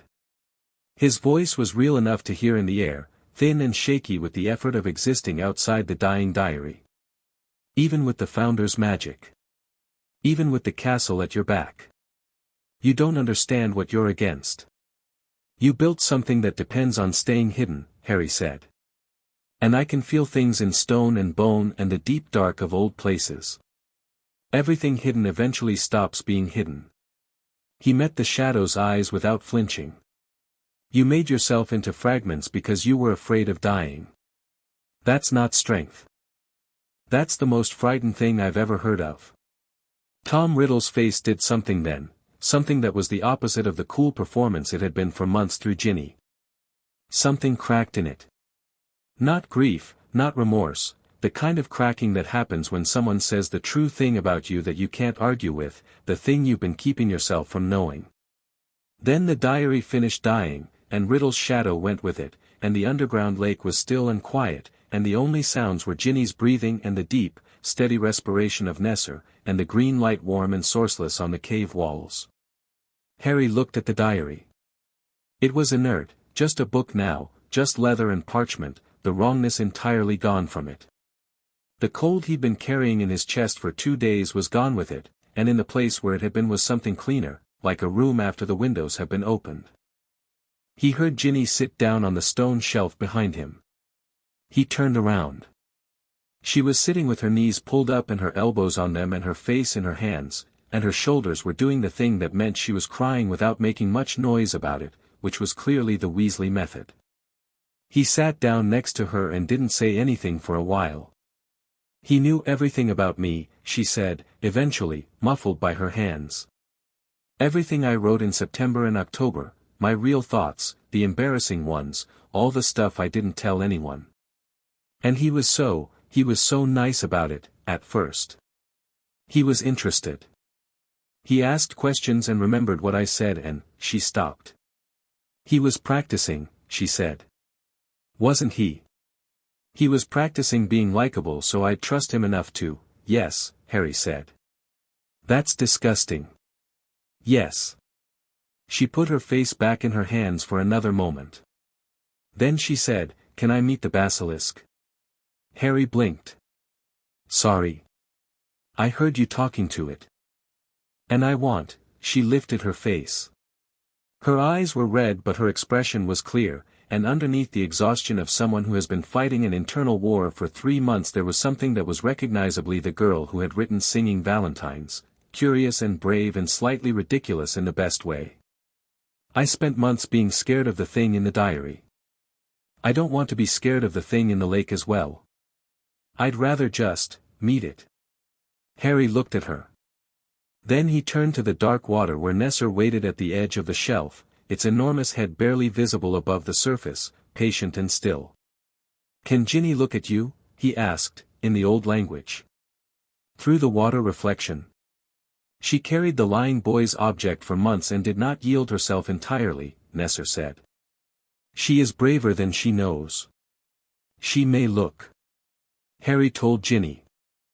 She leaned over the edge of the stone shelf and looked into the still black water and saw Nesser's reflection there, enormous, gold-eyed, ancient, and in the old way of wild things, completely without malice. "Oh," Ginny said softly. "Oh, it's beautiful. She speaks sense, Nesser said, in a tone of approval. They sat by the underground lake for a few minutes more, the three of them, Harry, Ginny, and the creature that had been waiting 1,000 years for the right person to arrive, and the green light was warm on the water, and the castle above them breathed its slow architectural breath, and it felt, unexpectedly, like something had been put right. Then Harry's stomach growled loudly and Ginny laughed, actually laughed, a real one, startled out of her by the mundane, and Harry said, "We should probably get back before Ron sends a search party." "Ron's going to be furious that he missed this," Ginny said, standing up. "Ron's going to be furious that I did this without telling him first, which is entirely different and also fair." He picked up the ruined diary. He looked at it one more time. "I need to hold on to this," he said quietly. Not to Ginny. More to himself. "It's evidence." They went back up the spiral stairs, through the bathroom floor, past moaning Myrtle who was pretending to be asleep in her cubicle and doing it badly, and into the second-floor corridor that smelled of damp stone and distant castle cooking. The ordinary world reassembled itself around them in layers, noise from somewhere above, the smell of dinner starting in the great hall, distant footsteps. Ginny stopped him in the corridor outside the bathroom with a hand on his arm. She looked at him with the clarity of someone who had been in the dark for months and had abruptly stepped into honest daylight. "Thank you," she said. Not like in February. Not the singing Valentine kind of thank you. She made a face that was half embarrassed and fully genuine. "I mean thank you like you pulled me out of something that was eating me alive and I was too far in to find the surface myself." "You found it," Harry said. "When I said what I said in the corridor, you came to the surface yourself. I just reminded you it was there." She held his gaze. "That's a better thank you story," she said, and then she was walking away up the corridor at a pace that suggested she needed food and also probably to lie down somewhere safe, and Harry stood there and watched her go and felt the castle around him, alive and warm and satisfied, the way a building feels when something that was wrong in it is no longer wrong. He went to find Ron and Hermione. They were in the common room, which Harry found by following the sound of Ron's voice going through several distinct registers of anxiety, starting somewhere around worried and escalating through alarmed and arriving at the specific frequency of someone who had constructed an entire disaster scenario in their head and was in the process of explaining it to Hermione in increasingly dramatic terms. And if Snape found him first, or worse, if Malfoy, Ron, Hermione said. Or what if the diary did something, what if Riddle, Ron? "I should go look, I'll just go." Harry opened the portrait hole and walked in and Ron turned around mid-sentence and stopped. "Sit down," Harry said. "I'll tell you everything." He did. He told them about Ginny in the corridor and the old language and the way the diary had moved through the castle. He told them about the chamber and Nesser and the venom. He told them what Riddle had said about the other Horcruxes, and when he said it he watched Hermione's face go very still and very focused in the way it went when she was building something architecturally complex in her head. He told them about the diary sitting inert in his bag. He told them about Lucius Malfoy, and what the diary's destruction meant in terms of evidence, and what it meant for whatever plan Malfoy had been running when he'd slipped it into Ginny's cauldron. When he finished, the common room fire was the main light source and the room was otherwise empty and Ron had gone through approximately 6 different expressions during the story and landed on something that was resolute with an underlay of barely managed awe. "Right," Ron said. "So what do we do next?" "Sleep," Harry said. "And tomorrow I go to Dumbledore. And then we go after Lucius Malfoy." Ron nodded, with the calm acceptance of someone who had decided to simply trust the current and see where it went. Hermione was already writing something in her notebook, Horcruxes, underlined, with a series of branching lines flowing outward. Harry sat back in his chair and felt the castle breathe around him and thought about Tom Riddle's face in those last seconds. The crack in the performance. The thing underneath that was too afraid to die and too proud to show it. He thought about the fact that there were more of them. Other objects, other fragments, other cold places in the world where pieces of Voldemort sat and waited and believed themselves hidden. He thought, I have time. Then he thought, I also have homework. He fell asleep in the chair again, but this time nothing hovered. Chapter 4. The Ministry's interest. The news that the attacks had stopped moved through Hogwarts the way all good news moves through schools, in whispers first, then louder, then all at once, like a dam that had been holding back something under pressure and someone finally moved the stone. Nobody knew why. That was the part that made people nervous even as they relaxed, the unresolved chord of it. The petrified students were still in the hospital wing, still stone still and staring at the ceiling, waiting for the mandrakes to mature. Mrs. Norris was still petrified. Filch had taken to haunting the hospital wing corridor with the expression of a man doing a vigil, which would have been more affecting if he'd been slightly less terrible to students in ordinary circumstances. But the attacks had stopped, and the something wrong quality that had lived in the castle's air since September was gone, and people felt it without being able to name it, the way you feel a headache lift. Harry felt it too, but differently. He felt it the way you feel a room after you've cleaned it, the satisfaction of the right state restored, an arrangement that made sense again. He went to Dumbledore the morning after, before breakfast. The headmaster was already up, which Harry suspected was a permanent condition rather than an early morning. He wasn't sure Dumbledore slept in any conventional sense. He was standing at his window again with tea this time, and he turned when Harry came in and looked at him and said, before Harry spoke, "The diary is gone." "Last night," Harry said. He put it on the desk, the inert, ruined thing, its pages warped and stained, the embossed gold letters faded to nothing. Basilisk venom. One drop. It's destroyed. Dumbledore set down his tea with the precise care of a man experiencing several things simultaneously and choosing not to let any of them surface too quickly. He looked at the diary without touching it. "And Miss Weasley?" "She's all right. She needs sleep and food and to not be near anything that reminds her of it for a while, but she's herself again. Properly herself." Harry sat in the chair. "We need to talk about what Riddle said." "He spoke to you?" "Through the diary. In the last minutes. He tried to bargain, information about the other Horcruxes, in exchange for, I didn't accept." He looked at the headmaster. "How many do you think there are?" Dumbledore was quiet for long enough that Harry heard the small golden instruments on the desk doing their clockwork. Then, "I have suspected for some time that Tom created multiple such objects. The theory I could not prove, because I had no word for what he'd done, no framework for it. I had only the fact of his survival, which implied an anchor. But multiple," he paused. "How many does the Founder's knowledge suggest is possible?" "The original texts treat the creation of even one as a profound and irreversible mutilation of the soul," Harry said. "The magical cost is significant. Each one makes the creator less human. More fragmented. If Voldemort made several, he was either extraordinarily powerful or extraordinarily reckless about what it cost him." He looked at the headmaster steadily. "Probably both." "Yes," Dumbledore said. "Probably both." He sat down slowly. "6, he said. I believe 6 was his intention. A number with magical significance, the maximum fragmentation before the soul becomes too unstable to persist.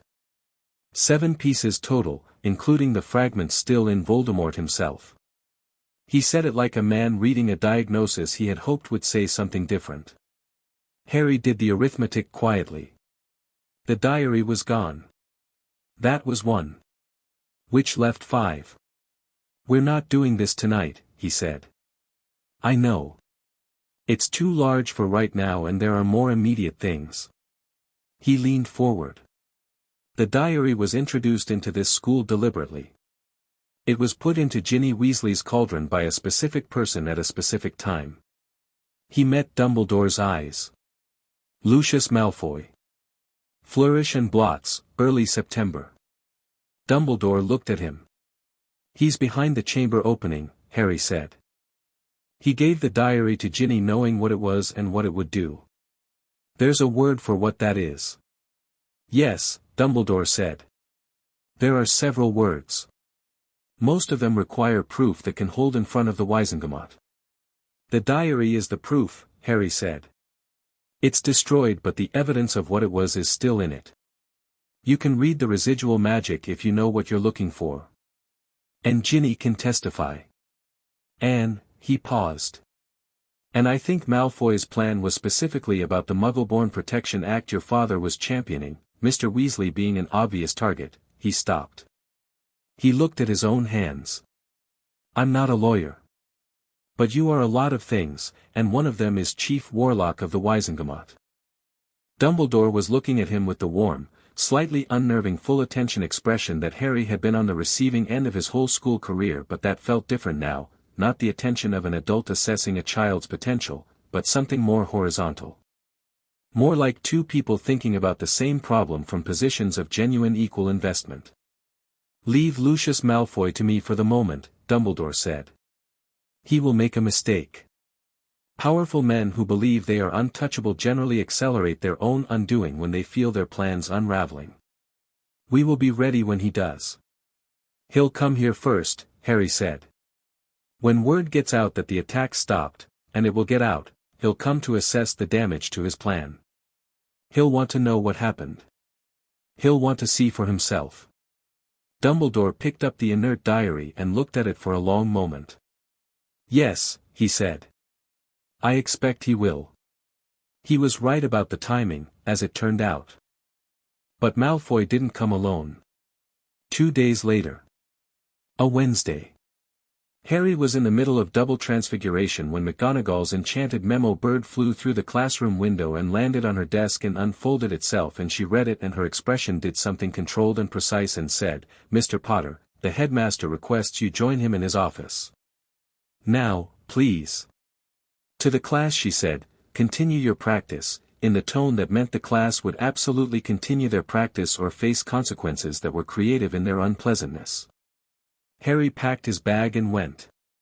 He was aware, walking up the stairs, of the castle's mood, and the castle had a very specific mood, a kind of gathering in, a bracing.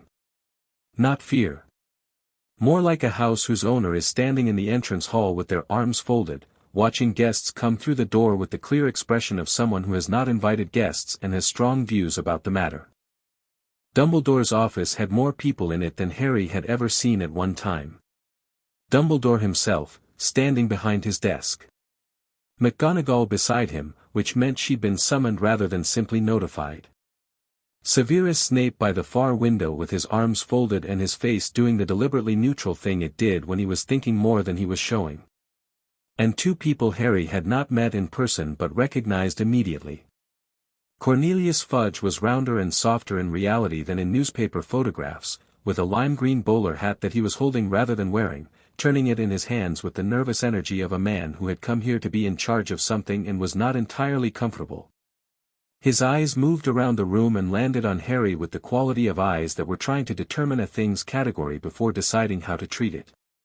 And Lucius Malfoy. He was taller than his son in more than height, there was an architecture to him, a deliberate verticality, the posture of someone who had spent their whole life being the tallest thing in most rooms and had made a careful practice of it. Silver blonde hair, sharp face, expensive robes, the cane with the silver snake head hooked over his left forearm. He looked at Harry with the specific quality of a man encountering something unexpected in a location he had expected to control. Harry walked in, closed the door behind him, and stood. Harry, Dumbledore said pleasantly, as if this were a prearranged social gathering. You know Minister Fudge. And Mr. Malfoy, of course.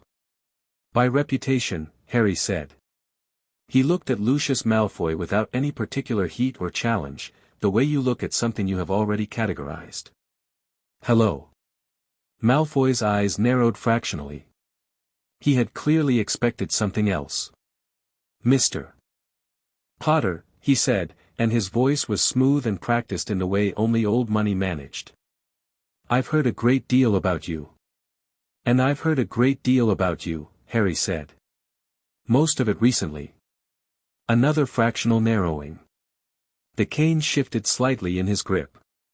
Fudge cleared his throat with the energy of a man who was nominally in charge and intended to perform that function. Yes. Well. The Minister for Magic is here in his official capacity, Fudge said, managing the impressive feat of referring to himself in the third person while in the sentence, given the recent events at Hogwarts. The petrification incidents. The creature in the castle. There have been calls from several prominent members of the community, he glanced at Malfoy, for a review of safety procedures. And given the unusual cessation of the incidents, the ministry felt it appropriate to investigate, Snape said, from the window, with the flat tone of a man finishing someone else's sentence to save time. To review, Fudge corrected, slightly tightly. Review. And the review necessarily includes speaking with anyone who may have relevant information about, he paused. About whatever it was that caused the attacks to stop. Everyone looked at Harry. Harry looked back at Fudge. I can help with that, he said. Splendid, Fudge said, visibly relieved at the cooperative tone. Now, there's no need to be nervous, this isn't, I'm not nervous, Harry said. Fudge stopped. I can tell you what stopped the attacks, Harry said, and I can show you the evidence. The attacks were caused by a basilisk, a 1,000-year-old specimen living in the castle's lower foundations, acting under compulsion. It was being directed by a piece of dark magical intelligence embedded in a diary. The diary was introduced into the school at the beginning of term by a specific person who knew exactly what it would do. He put the ruined diary on Dumbledore's desk. The room was very quiet. Fudge looked at the diary. Then at Harry. Then at Dumbledore. A basilisk, he said. Yes, Minister. In the castle. In the foundations. Below the Chamber of Secrets. He paused. Which is real? The legends were accurate. He said it the way you said things that were simply true and didn't require surprise. The creature is no longer a threat, it was under compulsion and the compulsion is removed. It won't attack again. Fudge opened his mouth and closed it and opened it again. Lucius Malfoy had not moved during any of this. He was looking at the diary on the desk with the expression of a man running several internal calculations simultaneously while keeping his face perfectly composed. The diary, Malfoy said, pleasantly. What a strange thing to bring as evidence. A ruined schoolbook. It's not a schoolbook, Harry said. He looked at Malfoy directly. It's Tom Riddle's diary from 1943. It had a piece of Riddle's conscious intent embedded in it, his actual will and magical intelligence, preserved in the object. Which made it capable of controlling whoever wrote in it, and of directing a basilisk through a Parseltongue compulsion. He paused. It was given to Ginny Weasley at the beginning of term. It went into her cauldron in flourish and blots during the altercation with Mr. Weasley. He let that land. Malfoy's expression did not change. This was impressive, technically, it was the practiced stillness of someone who had spent years operating in environments where showing the wrong thing at the wrong moment had consequences. But Harry watched him the way he'd learned to watch things, through the castle's awareness and his own sharpened perception, and he saw the thing Malfoy didn't show, a very precise, very internal recalibration. An extraordinary accusation, Malfoy said. From a 12-year-old boy. 13 next month, Harry said. And it's not an accusation. It's a statement of fact. He looked at Fudge. The residual magical signature in the diary can be forensically examined by Ministry Aurors. It will show the method of its creation, the enchantments on it, and, because magical objects retain impressions of their recent handling, the last person to add something to its contents before it entered the school. Riddle wrote the intelligence into it in 1943. Someone added something more recently. An instruction. A destination. Something that told it where to go and what to do once it arrived. Fudge looked at Dumbledore. Dumbledore looked back with his hands folded and his expression the careful neutral of a man who is allowing a situation to develop because he trusts where it's developing. Minister, Malfoy said, smoothly, I think we can all agree that the important thing here is the welfare of the students and the stability of the school. The question of how the diary entered the school is secondary, with respect, Harry said, and his tone made the words mean approximately the opposite of respect, it's primary. Because someone put it there deliberately. And that same person had a political motive. Arthur Weasley has been championing legislation that would create protections for Muggle-born students, and the attacks were designed to create enough public fear to make that legislation untenable. Which means this wasn't just an attack on Hogwarts. It was interference in the legislative process. He looked at Fudge. Which is the minister's jurisdiction, not just the school's. Fudge was sweating slightly, which the lime green bowler hat was not helping aesthetically. He was looking at Lucius Malfoy with the expression of a man who had arrived somewhere expecting a simple review and found himself standing in the middle of something significantly more complex, and who was aware that Lucius Malfoy donated to his re-election campaign. "Mr. Malfoy," Fudge said carefully, "perhaps you could, I think," Malfoy said, and the smoothness in his voice had acquired a very faint edge, like a knife wrapped in cloth, that we should not allow a child's dramatic narrative to distract from the substantive safety review that the ministry came here to. "Show him the mark," Harry said to Dumbledore. Dumbledore raised an eyebrow, but his expression didn't change, and he reached into his desk and produced a magnifying glass that was clearly not a standard magnifying glass. It was hexagonal and the glass was slightly blue and the frame was old silver, and he held it over the diary and said, "If the minister would care to look." Fudge looked, leaning over the desk with a reluctance that suggested he suspected he was not going to like what he saw. What the glass showed was this: layered over the diary's dead magic, like fingerprints on a cold surface, were the residual impressions of the most recent spells cast on the object. Most of them were riddles owned from decades ago, old and settled and recognizable by their period style, pre-ministry hexwork. But there was one layer that was recent. The past 6 months, at most. A specific enchantment, a sending spell, directional magic, the kind used to guide objects to specific recipients. The kind that had a caster's magical signature embedded in it the way all spells do. Fudge went very still. That signature, Harry said, can be matched to its caster by any qualified auror. The same way handwriting is matched to a writer. It's standard forensic magical practice. The Auror department has been doing it since 1909. He paused. I learned that from a history of magical law enforcement. Chapter 17. Snape made a very small sound from the window that might have been involuntary. Malfoy put his cane on the floor with a quiet click of silver on stone and said, "Albus, I would like to speak with you privately." "The minister and I'd rather everyone stayed," Dumbledore said pleasantly. "I find private conversations at this stage of a matter have a way of becoming misrepresented afterward." "I could leave," Harry offered. "If it would help." "Stay, Harry," Dumbledore said, in the tone that meant absolutely do not leave. The room had a quality now that Harry recognized from Quidditch, the few seconds after you'd spotted the snitch and before you'd started moving, when the whole world narrowed to the thing you were looking at and everything else went to the periphery. Malfoy looked at Harry with the specific assessment of someone who had fundamentally misunderstood the nature of what they were dealing with and was in the process of revising that understanding in real time. "You're a child," Malfoy said. "Conversationally, the way you state a category. A remarkable child. I won't insult your intelligence by pretending otherwise, but a child without resources, without connections, without the legal standing to. I'm the heir of Hogwarts," Harry said. The room went absolutely still. Malfoy's expression didn't change. But something behind it did, something deep and structural, like a building after a first tremor, the walls still standing but the certainty about the walls gone. That's not a recognized legal," he started. "It is, actually," Harry said.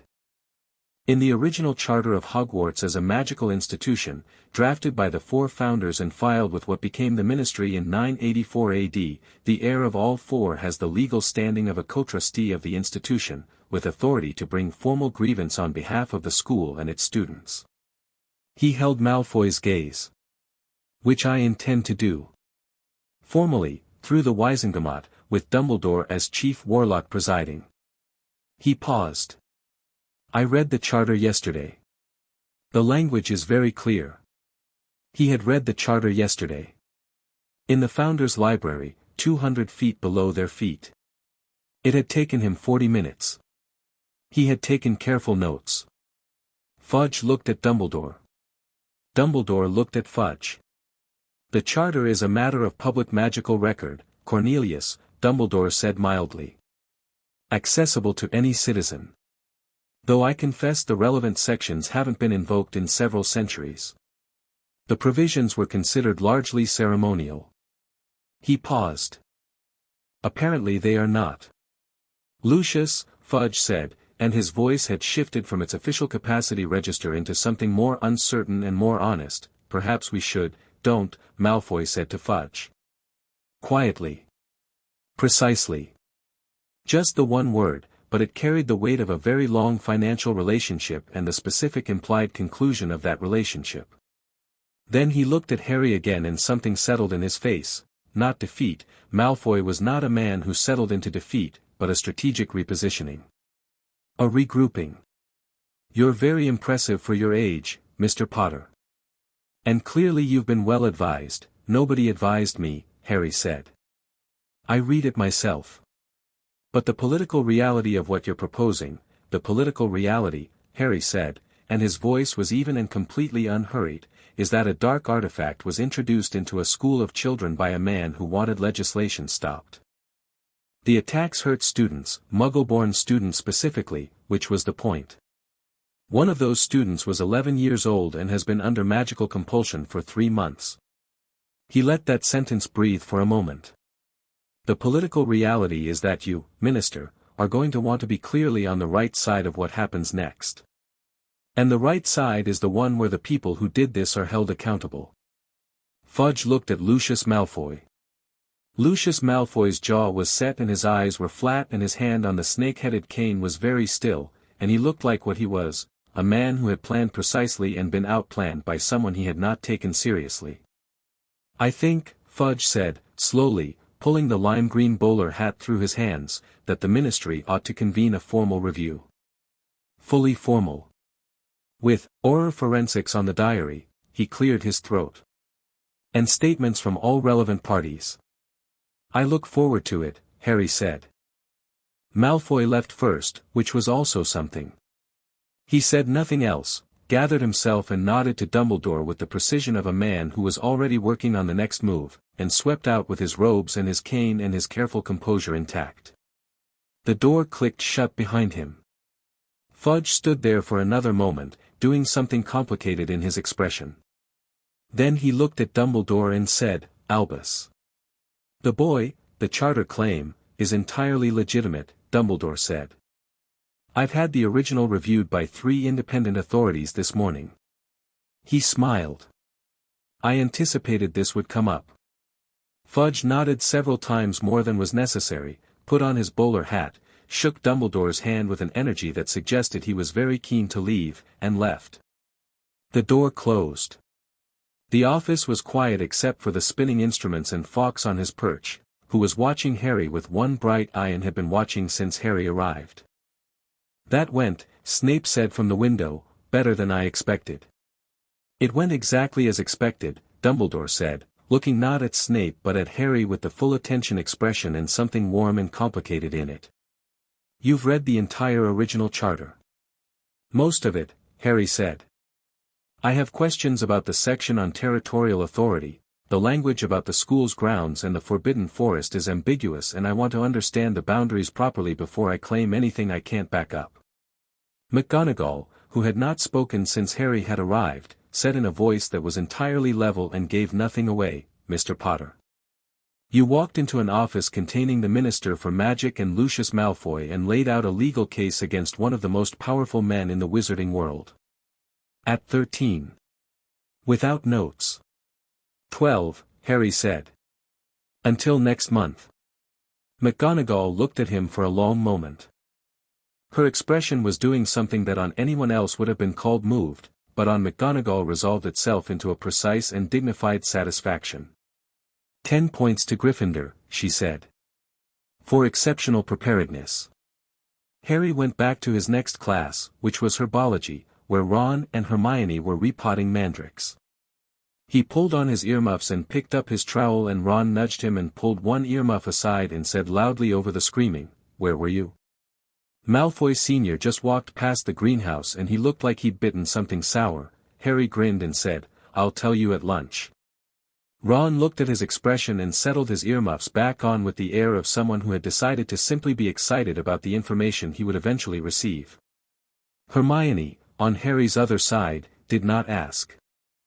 She just looked at him with one eyebrow slightly raised, reading his face with the ease of 2+ years of close observation, and then she said into his ear over the mandrake screaming, "Did you use the charter?" "The charter," Harry confirmed. Her expression did the complicated thing it had been doing since the morning after the chamber, the intellectual satisfaction layered over something that was adjusting, recalibrating, revising what it thought it knew about the shape of the situation they were all in. She nodded once and went back to her mandrake. Lunch was long and detailed and Ron said no, come on, really approximately 4 times and ate without noticing what he was eating, which for Ron was the clearest possible indicator of rapt attention. "Lucius Malfoy," Ron said, when Harry had finished. "Lucius Malfoy," Harry confirmed. "He actually came here. He came to Hogwarts himself to, what, see if it was cleaned up. Check his plan had worked. To control the narrative," Hermione said. "To position himself alongside the minister so that whatever investigation happened, he was part of it. On the inside of it, where he could shape it." She broke a piece of bread precisely. He wasn't expecting Harry to be there. And he definitely wasn't expecting the charter. "Nobody was expecting the charter," Ron said. "Including me, and I know you." "The charter was Rowena's work, originally," Harry said. "The legal architecture of the institution.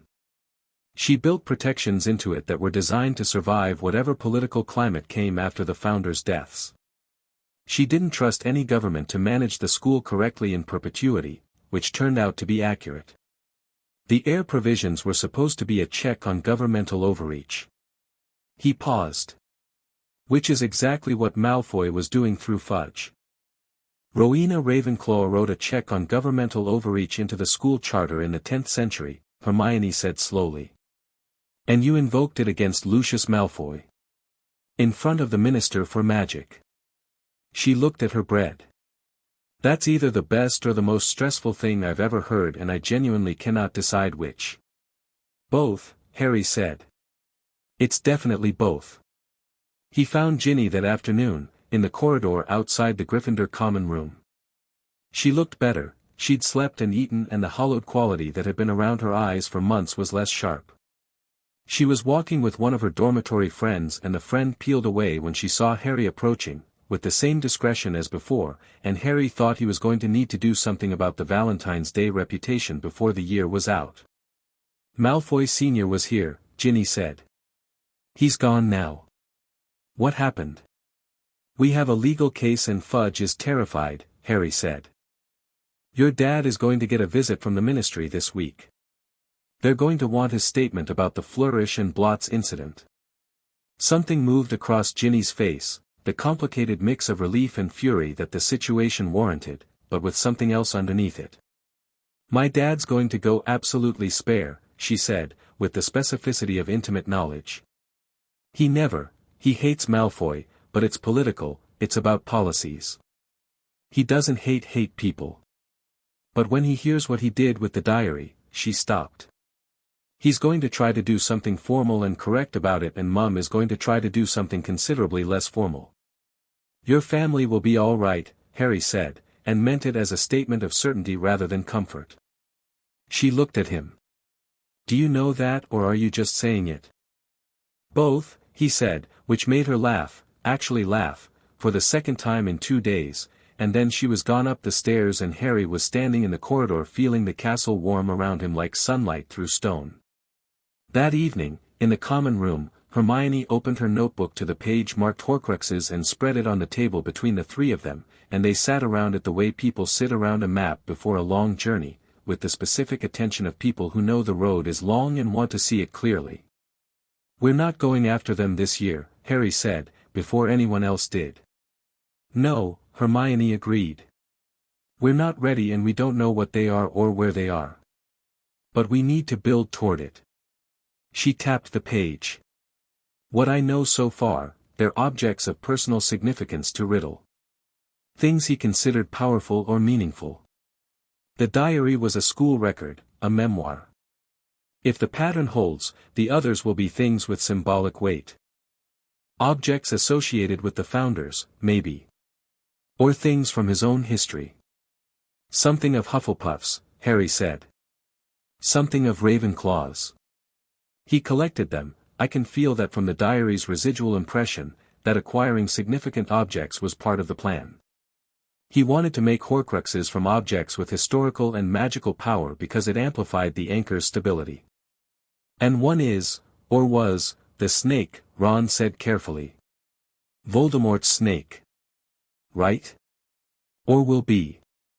Harry looked at him. Ron shrugged. You talk in the old language in your sleep sometimes. Just a bit. I don't think I knew that, Harry said. Nagini, Hermione said quietly. You've mentioned that name. A familiar who becomes a Horcrux, Harry said. That's, yes. That fits the pattern. Living vessel rather than object. They sat with it for a moment, the weight of 6 objects, 6 pieces of a fragmented soul scattered across the world, each one a lock on a door that needed to be opened before Voldemort could be truly destroyed. We have time, Harry said. He's less than a ghost right now, scattered and diminished, without even the diary piece remaining. He can't act significantly without a body and he's years away from that. We have time to learn, to prepare, to find each one. He looked at his notes. And the Founder's Library has records I haven't fully read yet.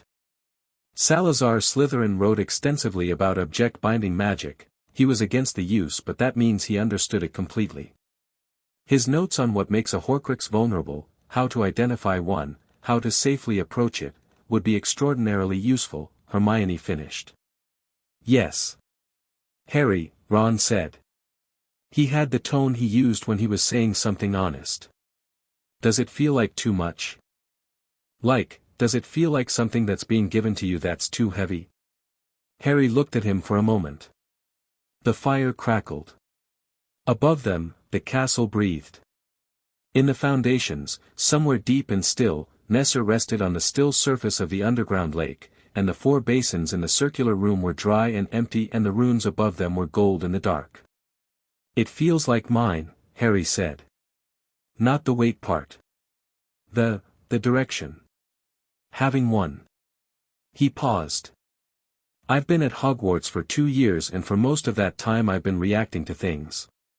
Something attacks me, I react. Something comes after the people around me, I react.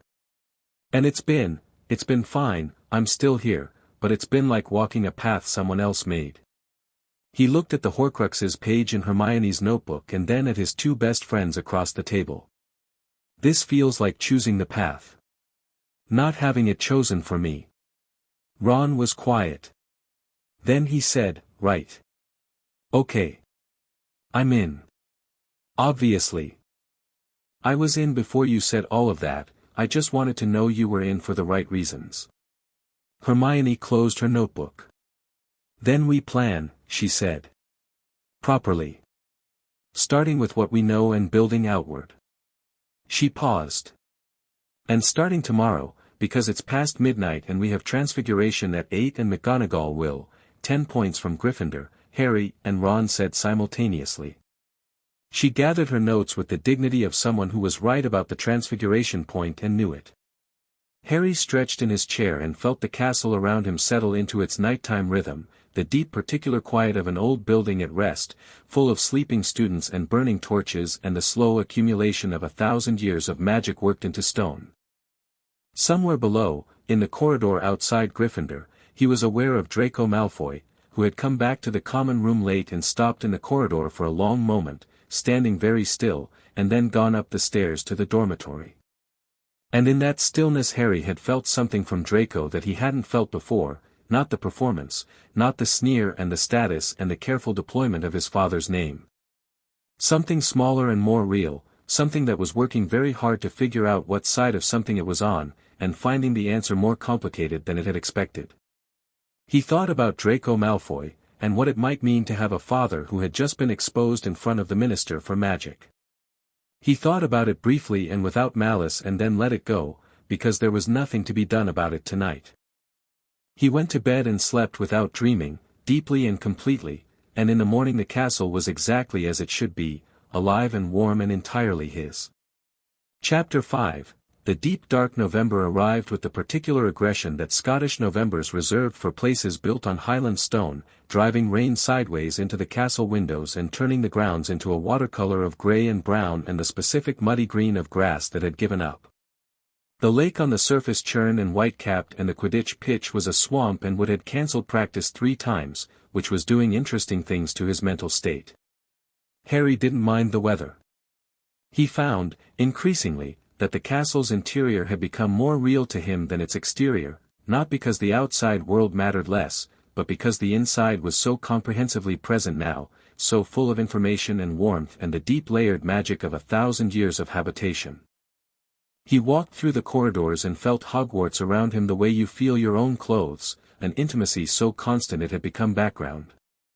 The week after Malfoy's visit had been eventful in the specific way that institutional consequences are eventful, not dramatic, but accumulative and significant. Fudge had ordered the forensic examination of the diary. The Auror report had come back in 4 days, which was fast by ministry standards and which Harry attributed to Fudge being very motivated to establish his position clearly before Malfoy could apply further pressure. The report confirmed the sending enchantment. It confirmed the magical signature. It confirmed that the diary had been deliberately guided to a specific recipient. Arthur Weasley had come to Hogwarts on Thursday, taken into a meeting with Dumbledore and 2 Aurors, and emerged 3 hours later looking like a man who had received very good news wrapped inside something that made him want to commit violence, which for Arthur Weasley was an unusual combination. He'd stopped Harry in the corridor on his way out and shaken his hand for a long time without saying much, and his eyes had been doing something that Harry recognized as the Weasley family's version of deep feeling, the look that appeared on Molly Weasley's face when she hugged people, translated into Arthur's quieter register. "Thank you," he'd said finally. "For Ginny. For all of it. She did most of it herself," Harry had said, which was true and also the thing he needed Arthur to know before anything else. Malfoy had not returned to Hogwarts. He had issued a statement through his solicitor, the wizarding equivalent of legal white noise, full of carefully constructed ambiguity, but the ministry investigation was proceeding and Dumbledore had filed the formal charter grievance with the Wisingamat and there was a date set for a hearing in January. It was not resolved. It was in motion, which was different from resolved but was also, in its way, satisfying. Draco Malfoy had been very quiet for 2 weeks. Harry noticed this not because he was watching Draco specifically but because the castle noticed it, the particular quality of someone moving through a space with their usual confidence missing, navigating by different landmarks than before. Draco still ate in the Great Hall and attended classes and held his prefect aspirations in place like a shield, but something had gone out of the performance. It had the hollow quality of a thing maintained by habit rather than conviction. Harry left him alone. There would be time for that later. Or there wouldn't, and either way it wasn't urgent. What was urgent, in the second week of November, was the mandrakes.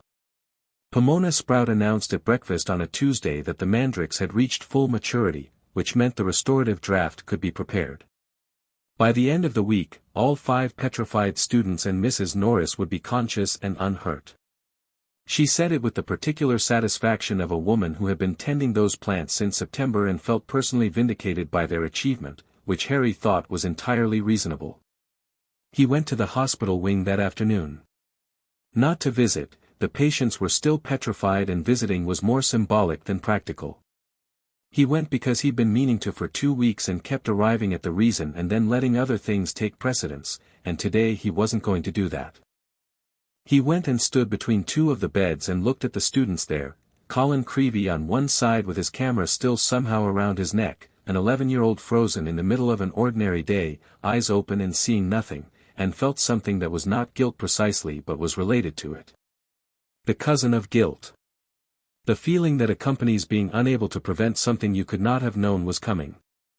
He stayed for 20 minutes and didn't say anything to anyone and then went back to the corridor and found Hermione waiting by the door. "I figured you'd come here eventually," she said. "Am I that predictable?" "You're consistent," she said, which was a different thing, and she said it like she meant the distinction. "You doing all right?" "Yes," he said. "Then, I wanted to see them. I know they'll be fine in a few days. I just wanted to see the actual cost. So I don't stop seeing it." He looked at the closed door. It's easy to think about Malfoy and the Charter and the legal case and Horcruxes and forget that 5 people got hurt. Collins 11. He shouldn't have been anywhere near any of this. Hermione was quiet for a moment. Then she said, carefully, "You know that's not something you could have prevented. Not this specific thing. Not in the first month of term before you found the chamber." "I know." He started walking. "Doesn't mean I stopped thinking about the cost." She walked beside him and said nothing, which was the right response, and he appreciated it. That evening he went down to the chamber. He'd been going down roughly every other day since October, sometimes for the library, sometimes to talk to Nesser, sometimes simply to think in a space where the magic ran deep and clean and the ordinary world was far enough away to see clearly. He'd told Hermione about the library visits. He'd invited her, twice. She was working up to it, he could tell, managing the particular hesitation of someone who very much wanted something and was also a little frightened of how much they wanted it. He went through the bathroom, down the stairs, out onto the stone shelf of the underground lake. Nesser was awake. The basilisk was always awake when Harry came. He'd asked once whether it slept, and Nesser had said, "I rest. I am always aware." The distinction is meaningful at 1,000 years old. Harry had written that down in his notebook and thought about it for a while. "You are troubled," Nesser said, from the water. "Not troubled," Harry said, sitting on the stone shelf. "Thinking. Your thinking and your troubled are similar in texture." "Fair." He looked at the dark water. "I went to the hospital wing today. The ones who were hurt." "Yes. You feel responsible for what you did not cause." "I feel responsible for what I'm going to prevent next time," Harry said. The distinction matters, but it's not as clean as it sounds. He pulled his knees up. Riddle hurt them to build toward something.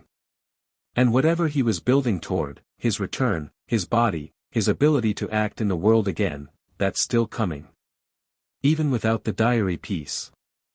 The others exist and eventually someone will use them, or he'll find a way to use them himself. "Then you prepare," Nesser said. Simply, without drama. "Yes. Why are you here tonight instead of preparing?" "Because preparation without rest is just exhaustion with ambition," Harry said, which was something Helga Hufflepuff had written in the 3rd volume of her personal correspondence in the Founder's Library, and which had struck him as being deeply true in a way that most things written 1,000 years ago weren't. Nesser was quiet for a moment. Then, the Badger founder wrote that. "You knew her." "I knew all 4 of them. She was the one who fed me in the first years, when the castle was new and I was young and did not understand what I was meant to be. She brought live rabbits and said nothing about it, expected no conversation. It was respectful." Harry smiled. "She sounds like a good person." "She was the best of them," Nesser said, with the certainty of a creature who had known all 4 and had spent 1,000 years making the comparison. The others were brilliant in their various ways. Godric was brave to the edge of recklessness. Rowena was the sharpest mind I have encountered in a millennium. Salazar was complicated. He loved this place genuinely, and what he feared about it was also genuine, even if his solutions were wrong. A pause. Helga simply loved everything in it. Entirely. Without calculation. That is rarer than any of the other gifts. Harry sat with that for a while. The lake was still around them, the green walls warm. "Nesser," he said. I need to tell you something. Yes. There are more pieces of riddle. In the world outside the castle.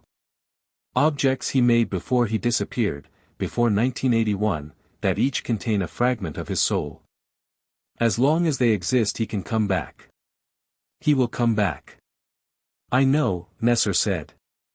Harry looked at the water. You knew.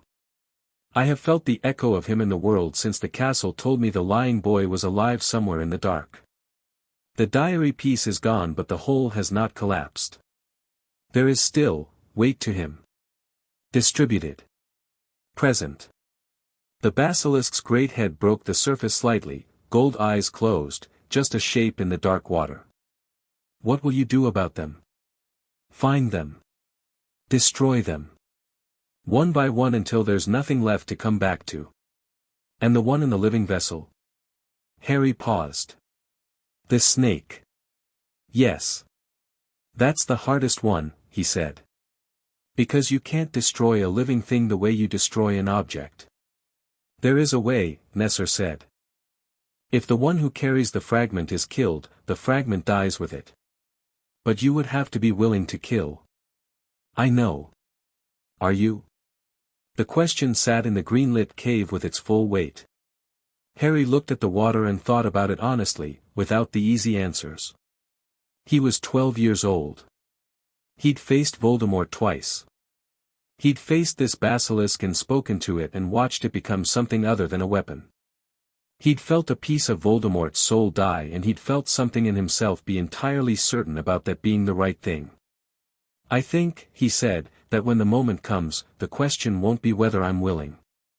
It'll be whether I have the right. He paused. And I don't know the answer to that yet. That is a more honest answer than most would give, Nesser said. It is also the right question. He went to the library after.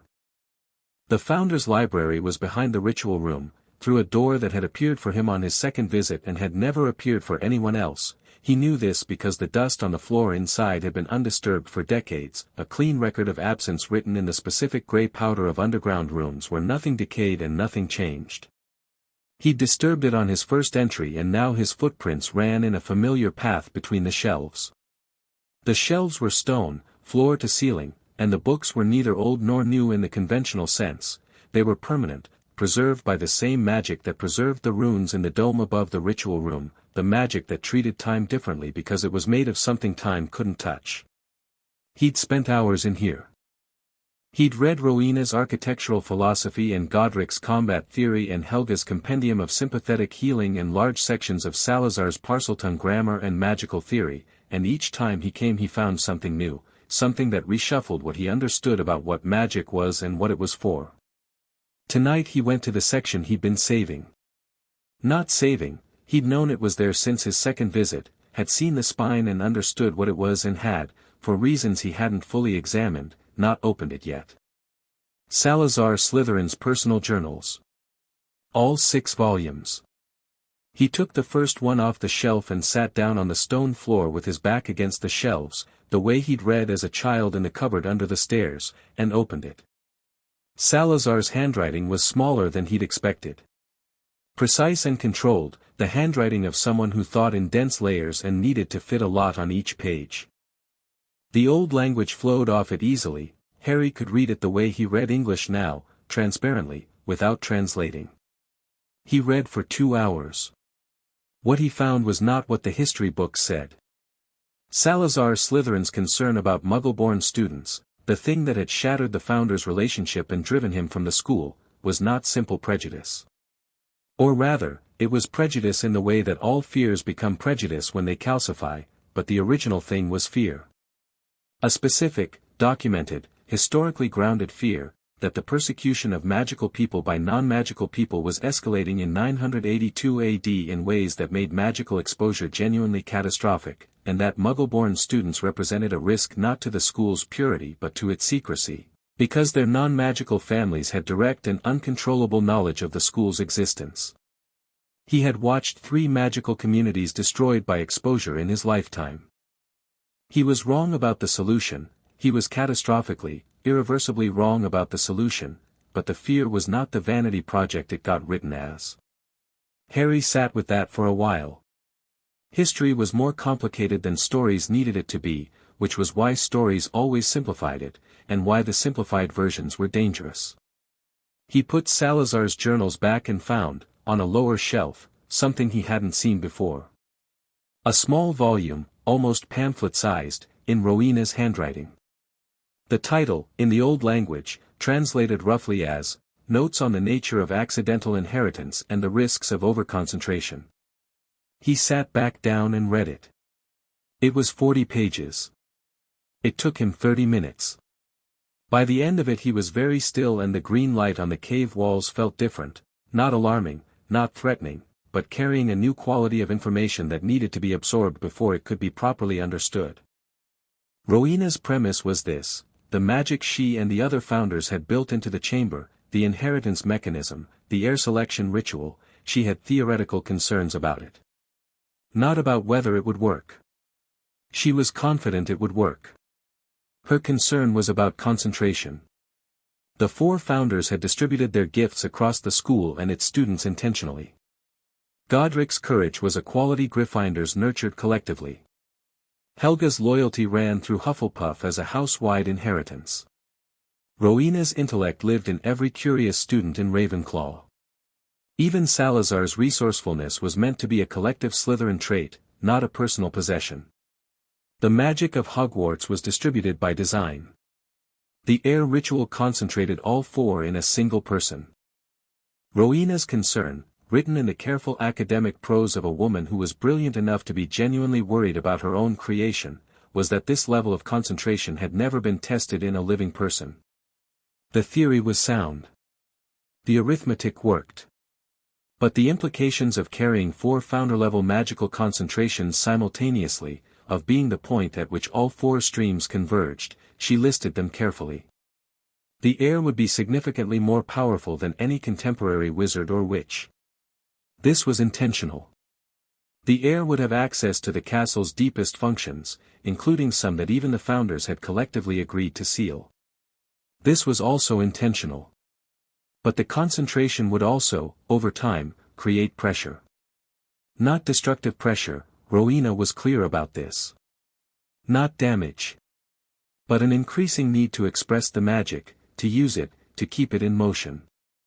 Magic at this concentration was not static. It didn't wait patiently. It pushed toward action the way water pushed toward the sea. And if the heir resisted that pressure, if they chose, for fear or external constraint or social pressure, to suppress what they carried, the pressure would build in ways that had the potential to express themselves in directions the heir didn't choose. Involuntary manifestations. Unpredictable releases. Harry thought about the parchment hovering in the common room. The silver-blue deflating draft. The corridor clearing itself on his walk back from the chamber the first night. He thought, I haven't been suppressing it. He thought, I wonder if that's why those things happened. He thought, I wonder what happens to someone who does suppress it. He sat in the library for another 20 minutes, turning this over, and then he packed it away in the part of his mind where he was keeping things that needed Hermione's analysis, and went back up the stairs, through the bathroom, through the castle, and to bed. He told Hermione about Rowena's notes at breakfast. He told her in the efficient, precise way he'd learned she preferred, no preamble, the information first and the implications second, with space for her questions in between.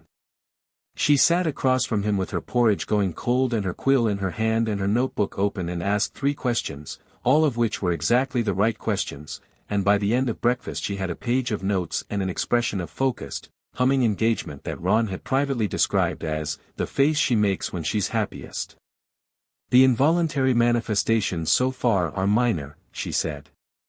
Floating parchment, changed potion color, accelerated summoning. Things that aren't harmful and aren't, uncontrolled in a dangerous sense. More like overflow. She tapped her quill. If Rowena was right about the pressure dynamic, then the key is sustained use. Keep the magic in motion. Keep expressing it. Don't try to be smaller than you are. I wasn't planning to, Harry said. I know. I'm saying Rowena Ravenclaw agrees with your approach from a theoretical standpoint, which I think is worth noting. I'm going to frame that, Ron said, into his breakfast. Shut up, Ron, Hermione said, without heat. The Mandrake restorative draft was administered on Friday evening. Harry knew the moment it worked, felt the 5 specific wakenings through the castle like warm lights coming back on in a dark room, one by one, and sat up in the common room where he was reading and breathed out with a relief that surprised him in its physical intensity. Colin Creevey found him in the corridor on Saturday morning at a pace that suggested he had been looking for some time. He was slightly thinner than before and his eyes had the residual unfocus of someone recently emerged from a long, strange sleep, but his camera was around his neck and his enthusiasm had not dimmed by any measurable fraction. Harry. He arrived at full conversational velocity, as if petrification was a brief pause rather than a 2-month ordeal.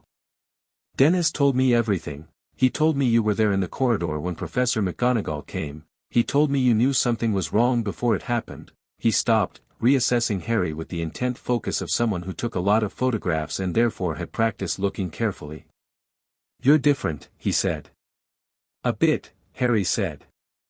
How different? Harry looked at Colin Creevey, 11 years old and muggle-born and recently petrified by the magic of a bigot's plan and bounced back with an enthusiasm that should by rights have been diminished and was not. He thought about Rowena's notes. He thought about the cost of suppression. You know what Parseltongue is? Harry said. Snake language, right? I read about it, there's an older version of it. A root language that everything else comes from. He held Colin's gaze. I can speak it. I can read magical texts from 1,000 years ago. I can feel this castle the way you feel the rooms of a house you've lived in your whole life. I can do magic without saying the incantation correctly, sometimes without saying it at all. He paused. That's what's different. Colin stared at him. Because of the chamber. Because the chamber chose me. Which I didn't ask for and didn't plan, but it happened and I'm not hiding it. Colin absorbed this. Then, with the beautiful directness of someone who had not yet learned to be appropriately cautious, can I photograph you? For, like, historical purposes. I think you're going to be important. I'm already important, Harry said. Apparently I have been since I was 1 year old. Take the photo if you want. Colin took 7 photos in quick succession with the particular focused joy of someone doing what they love, and then ran off to find Dennis, and Harry watched him go and felt something in him settle that had been quietly restless since the hospital wing. Ron and Hermione found him 10 minutes later. Good news, Ron said. Woods cancelled practice again because the pitch is underwater, which means we have the afternoon. For what? For the thing Hermione's been saying we should do since October. Harry looked at Hermione. She had her bag, which meant she was prepared. She also had the expression she wore when she thought something through and had arrived at the point where she was ready to actually do it. The library, she said. Take me to the Founder's library. They went through the bathroom. Myrtle gave them a look of proprietary familiarity, as though she'd appointed herself unofficial guardian of the entrance, and down the spiral stairs and into the greenlit space of the underground lake. Hermione stopped on the stone shelf and looked at the lake and the dome of the archway and the cave ceiling lost in shadow above them, and she was very quiet for a long moment. It's beautiful, she said softly. That's what Ginny said, Harry said. It's what anyone with eyes would say. She looked at the runes over the archway with the expression of someone physically restraining themselves from running toward something. I can read those. I know. I can read them now, standing here, without having gone through the ritual. The language is, it's ambient here, it's in the air of this place, the castle's been expressing the old language since the ritual, Harry said. Ambient, like you said. It's why you understood me in the common room when I slipped into it. It's why the castle feels more readable to you than it did in first year. She turned to look at him. You've been broadcasting the Founder's language into the school's ambient magical field. Is that what it is? Yes. She looked at the archway again and then at Harry with an expression that was entirely unguarded. "Harry. Do you understand what you are?" "Getting there," he said.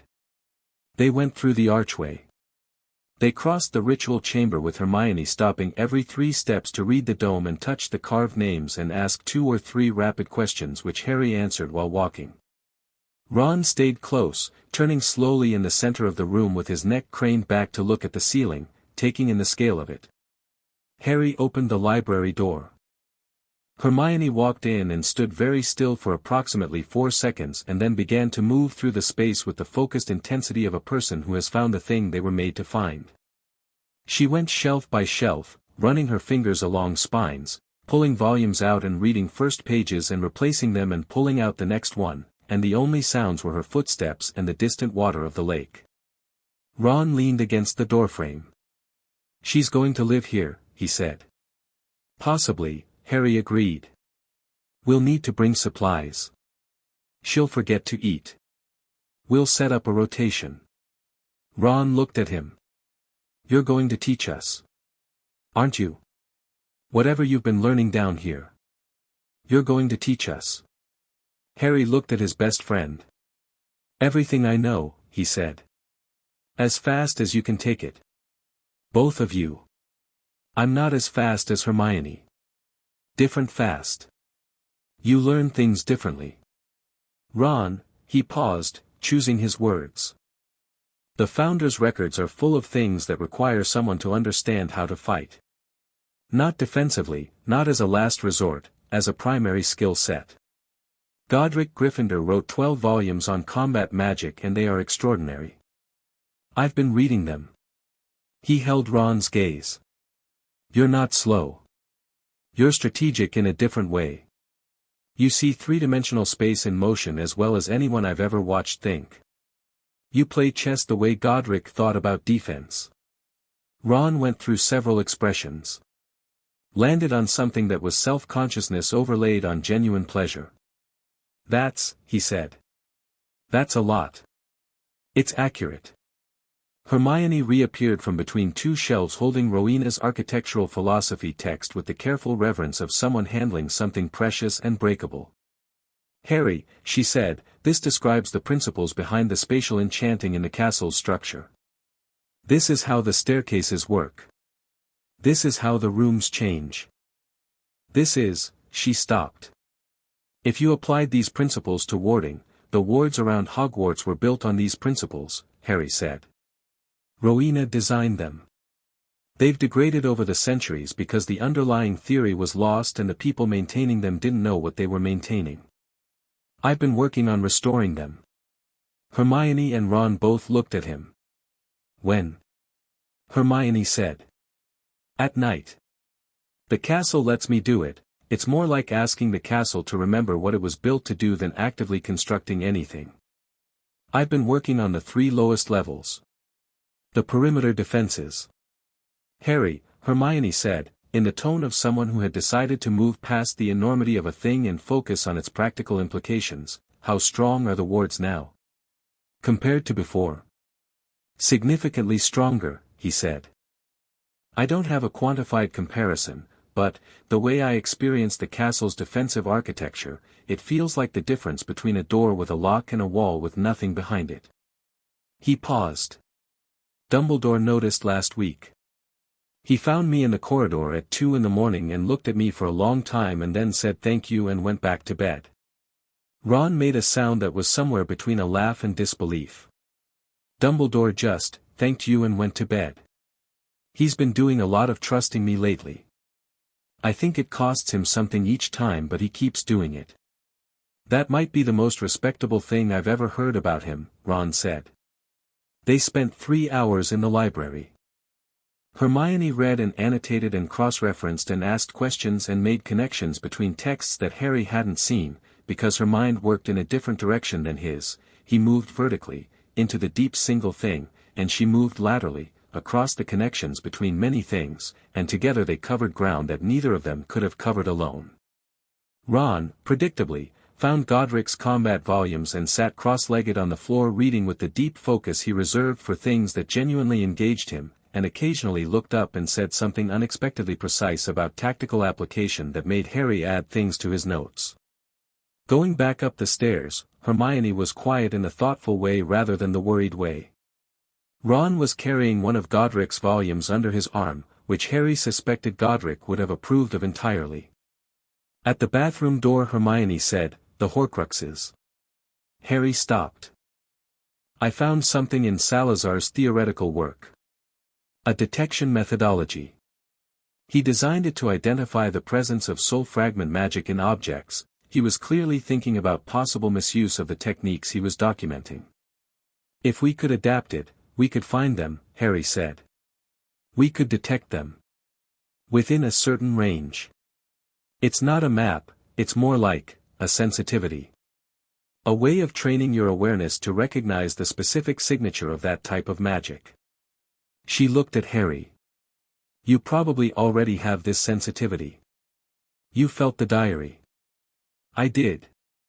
I thought it was the castle's awareness amplifying through me but it might be a native capacity you hadn't identified yet." Which would mean that in principle you can find them," Hermione said. "Not all at once.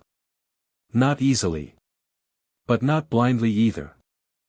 Harry stood in the second-floor corridor outside Moaning Myrtle's bathroom in the grey November afternoon and felt the castle breathe around him and the wards hum in the deep stone and somewhere below the still surface of the underground lake, and he thought about 6 objects scattered across the world, each one a locked door, each one waiting.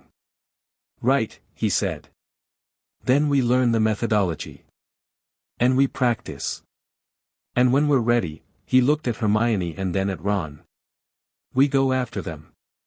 Ron shifted the volume of Godric's combat magic under his arm. "When do we start?" "Now," Harry said.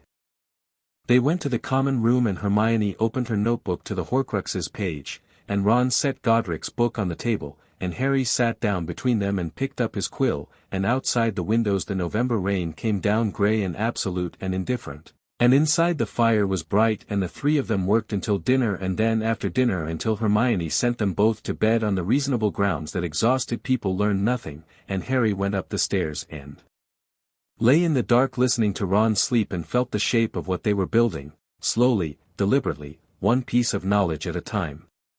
He thought about Nesser's question. "Are you willing to kill?" He thought about Rowena's observation that magic at concentration pushed toward expression. He thought about the 5 students in the hospital wing coming back to consciousness this week. He thought about Lucius Malfoy in the headmaster's office with his composure and his cane and his plan unraveling around him and not showing it. He thought about Tom Riddle's face in those last moments in the underground cave, the crack in the performance, the thing underneath. He thought, every piece of him we find is a door we close. Every door we close is a life he doesn't get to ruin. He fell asleep with the castle warm around him and dreamed, clearly and without fear, of a road going forward into dark that was not threatening but simply unknown, and himself walking it without stopping. Chapter 6, End AI Chat 5-hour limit reached. More actions Claude. What if Harry accidentally fell into Chamber of Secrets and became heir to all 4 founders' magic? Write a long-form fanfiction novel-style story based on the above title/concept. The story consisting of 6 chapters, with each chapter being a minimum of 5,000 words. Writing style published fantasy novel tone, natural dialogue, varied pacing, show don't tell. Write like you're telling an exciting story to a friend. Story flow. Their power and confidence must be shown through action, dialogue, strategic choices, and emotionally resonant moments, not explained through exposition. Don't make scenes become info dumps. Don't write too much description of anything. Keep it straightforward. The pacing of the story should be fast and gripping.